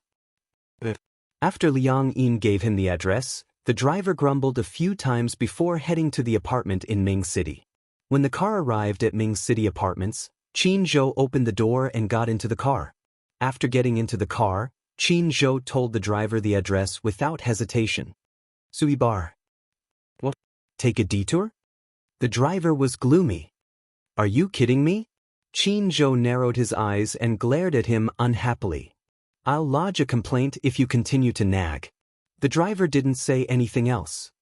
He made a U-turn and drove straight to the bar. Liang Yin sat beside him and glanced at him cautiously. She saw that Qin Zhou had changed into his usual attire. However, his hair was a little messy, perhaps because he had just gotten out of bed. There was a faint mint fragrance on his body. I don't know where it came from. Qin Zhou realized that Liang Yin was secretly sizing him up. He turned back to look at her and couldn't help but reach out to pinch her face. "All of you are messing around. Instead of sleeping in the middle of the night and memorizing the script, you went to a bar to play. You really have a lot of free time." For some reason, Liang Yin was instinctively afraid of Qin Zhou. Even though Qin Zhou was young, Hua Jin's manager, and had a handsome face, Tongning never dared to look him in the eye. Perhaps it was because he had the aura of a dignified leader with an intimidating presence. "It's boring to memorize a script. You can hang out in bars if you're bored?" Qin Zhou snorted. "The bar is such a messy place. It's fine if Hua Jin goes alone to mess around, but if you go with him, I'll have to clean up the mess for you." Liang Yin bit her lip guiltily. Who detained Hua Jin? Liang Yin hesitated for a long time, but she couldn't come up with a reason. She just said, "I don't know either." "I don't expect you to know either." Qin Zhou sighed helplessly and took out a cigarette from his cigarette box. He put it in his mouth and lit it up. The mint-flavored scent of the cigarette filled the car. The driver said, "You can't smoke in the car." Qin Zhou said, "Just drive. Don't be a busybody." The driver replied. Chapter 39:16. After the car arrived at the bar, Qin Zhou casually threw out $200 bills and got out of the car with Liang Yin by her collar. In that instant, Liang Yin felt as if she, who was 1.8 meters tall, was like a little bunny next to Qin Zhou. She said weakly, "Don't carry me. I can walk on my own." I thought your legs had turned to jelly from the fright. My legs didn't turn to jelly. Then why were you shaking in the car just now? Liang Yin held it in for a long time. It was cold. Qin Zhou glanced at her, puzzled. Suddenly, he smiled, revealing his snow-white teeth. Liang Yin looked at him and asked curiously, "Are you the only one here? If not, how many people do you need?" "They have a lot of people. Won't you get bullied if you're alone?" Qin Zhou snorted softly. "All right, since you're so timid, just wait for me at the entrance of the bar. Don't move." "No, I want to go in with you." Liang Yin was also worried about Hua Jin. Seeing that she said so, Qin Zhou didn't say anything, which was a tacit agreement. The two of them walked into the bar one after the other. In the afternoon, the music was loud and boisterous. Qin Zhou walked through the unrestrained crowd to the beat of the music. He walked all the way to the bar counter and said to the bartender, "Call your manager out." The bartender didn't even look at him. He thought that Qin Zhou was drunk and was here to pick a fight. Without looking up, he said, "The manager isn't here." Qin Zhou didn't say anything. He picked up an empty bottle beside him and smashed it on the bar counter. The broken bottles scattered everywhere. The people around all stood up in shock and looked at Qin Zhou in horror. Not far away, the manager who was patrolling the bar heard the commotion and hurried over. At the same time, the bartender saw that Qin Zhou was openly smashing the bar and said angrily, "What are you doing? Picking a fight. Do you know whose bar this is? What's going on?" The manager hurried over. When he saw Qin Zhou, he recognized him immediately and greeted him politely. "Brother Qin, why are you here?" Qin Zhou's reputation in the entertainment industry was like thunder. If the manager couldn't even recognize Qin Zhou, he definitely wouldn't be able to get to this position. When the bartender saw the manager nodding and bowing to this man, he was stunned and guiltily put his hands behind his back. Qin Zhou glanced at the bartender and then at the manager. "Am I seeing a ghost? Didn't you say that the manager isn't here?" The manager glared at the bartender and scoffed, "This is not a place for you to act rashly. Hurry up and get lost. Don't come to work tomorrow." "Manager, cut the crap and scram." The bartender bit his lips in grievance and immediately left. The manager rubbed his palms together and smiled apologetically. "Brother Qin, it's so late. Are you here for a drink? You haven't been here often recently. You must be busy, right? Don't talk nonsense with me." Qin Zhou said coldly, "My artist's assistant was detained by the customers of your bar. Do you remember?" "I can't remember," Qin Zhou asked slowly. "You have no recollection of it at all?" Even though he didn't show it on his face, his voice seemed to carry some dissatisfaction. Chapter 39:17. You know, with our status, how can we afford to offend those young masters? Most of them just turn a blind eye to it. I'm not sure. In this bar, those young masters often came to hunt for women and sometimes caused trouble. As the manager, he did not dare to offend them. He knew about this, but because it was only a celebrity assistant who was detained, it was not a big deal. In this line of work, even an assistant could not escape the unspoken rules. But anyone who stepped into this line of work had a strong background, and others usually did not dare to touch them. Moreover, it was just an assistant. It was not worth it to ruin the relationship with those young masters for an assistant. Qin Zhou gradually lost his patience. When people cause trouble, you're afraid of hurting the relationship, so you turn a blind eye to it. "So, as the manager, you don't care if I cause trouble?" The manager said.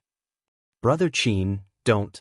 Even if I ruin this place, your masters might not dare to pursue it. But your position as the manager is not stable. How about this?"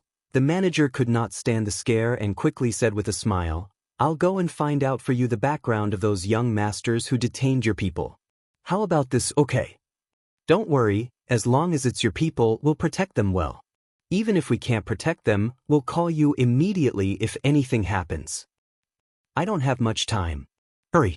Okay, right away." The manager quickly sent someone. On the other hand, he immediately arranged for Qin Zhou and Liang Yin to be safely arranged in a private room and served them good wine and tea. After a while, Someone rushed over and said that the people who took away Hua Jin were the young masters of Wuxian films.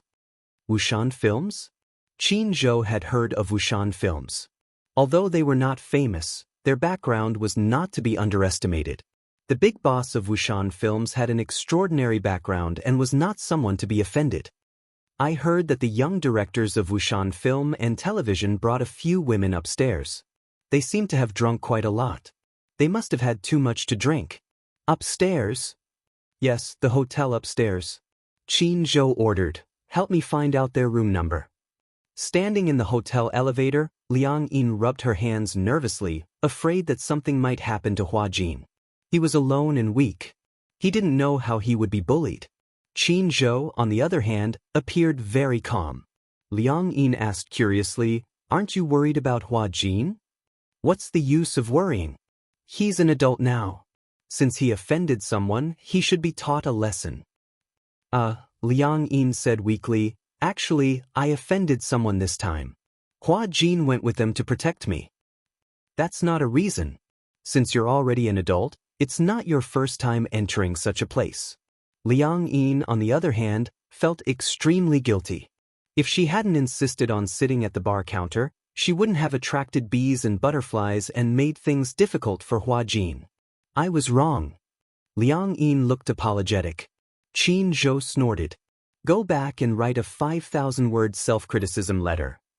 5,000 words. Liang Yin widened her eyes. "So many words? Why? Do you have any thoughts?" "No, no thoughts. I'll go back and write." Ding! The elevator door opened. Chapter 39:18. Walking to the door, Qin Zhou was about to slam the door when he heard a thud, as if something heavy had been thrown on the door. Oh no!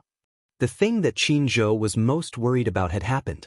Beside him, Liang Yin saw that Qin Zhou's face had finally revealed an anxious expression. She was also worried that something had happened to Hua Jin. She patted the door worriedly and said, "Hua Jin. Is Hua Jin here?" "Get out of the way." Qin Zhou pushed Liang Yin to the side. Taking half a step back, he gathered his strength and kicked the door open with a flying kick. He rushed in anxiously. As expected, when he saw the scene in front of him, he held his forehead in pain.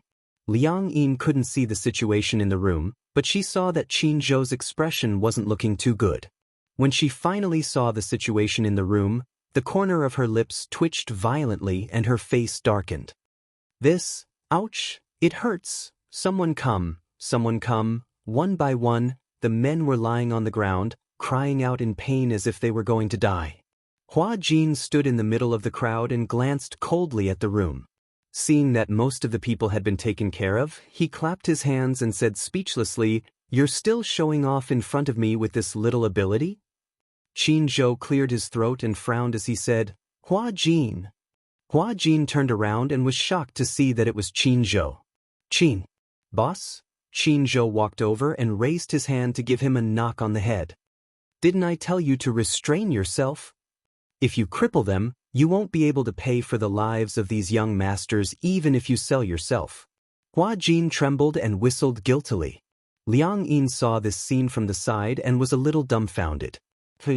Hua Jin was actually so skilled?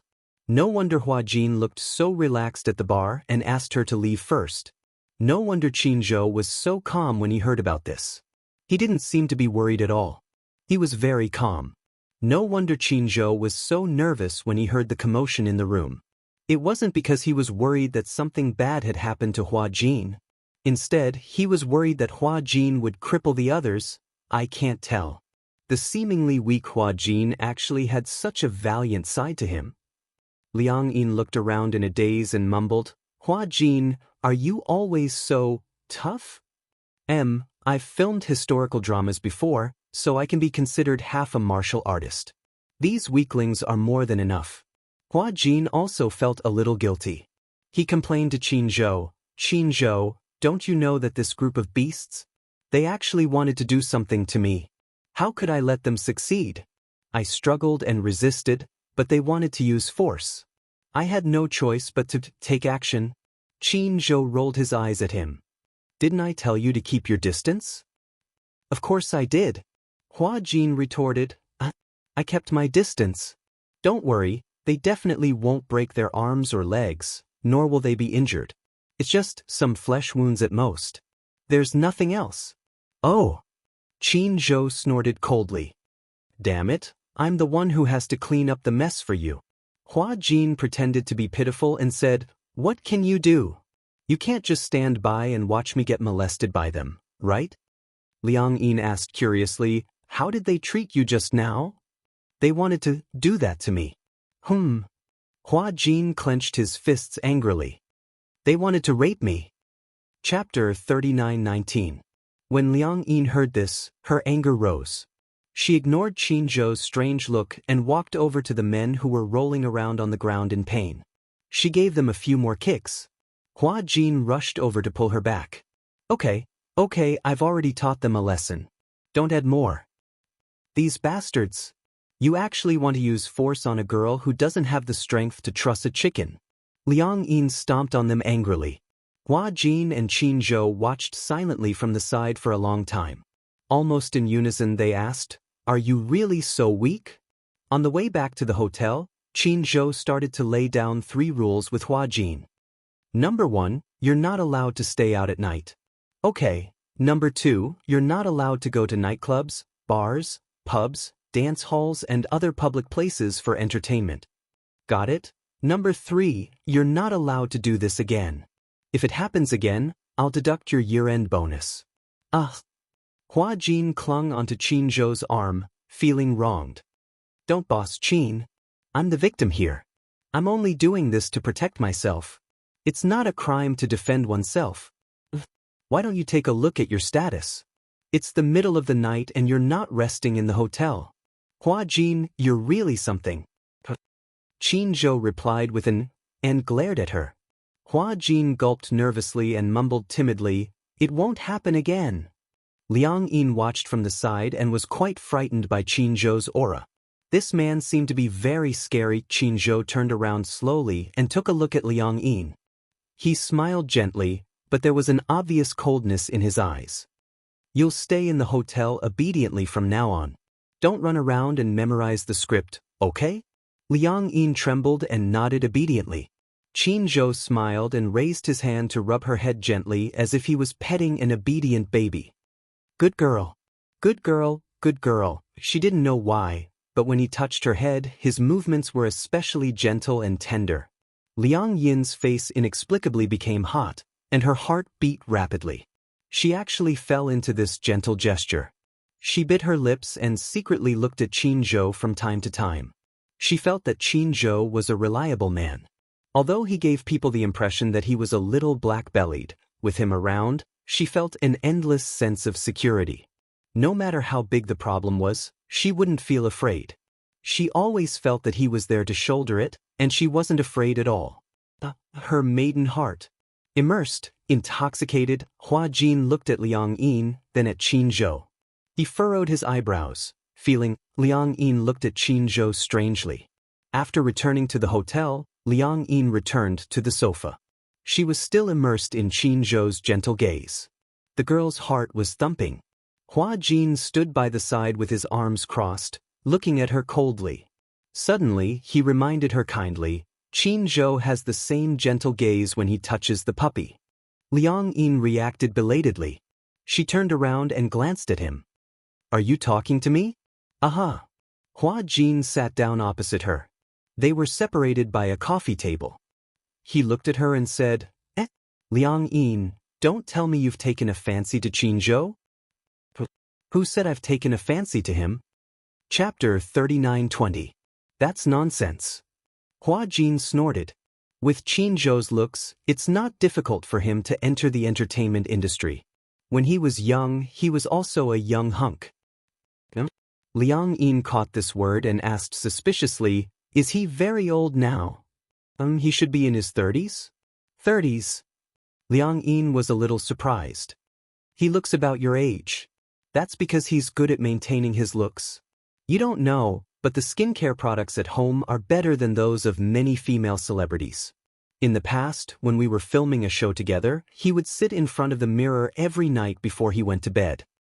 Practice? Aha, The eternal youth beauty technique. After bathing, he would apply it on his face. How can he not look young? Moreover, his facial features are younger. No matter how old he is, his face will still look the same. Liang Yin didn't quite understand what he was saying. She was not particular about maintaining her looks, so she was a little confused. Has he been in love before? Yes. Liang Yin was a little surprised. I thought he hasn't been in love before. Do you think he's an old virgin? How is that possible? For a man like him, there are plenty of women lining up for him. As long as he wants to, it's not an exaggeration to change a woman every day. Liang Yin was speechless again. She commented objectively, the rich circle is really messy. She had always thought that Qin Zhou was an old cadre who had never been in a relationship before. He was an ascetic man who had never fallen in love before. She did not expect that Qin Zhou had been in love before. But thinking about it, it made sense. After all, it was impossible for a man in his 30s not to have been in love before. But you're asking about him. Don't tell me you're really interested in him? Liang Yin denied flatly, don't think too much. I'm not thinking too much. Your face is too red. What do you mean? Liang Yin touched her face instinctively and glared at Hua Jin. Hua Jin crossed his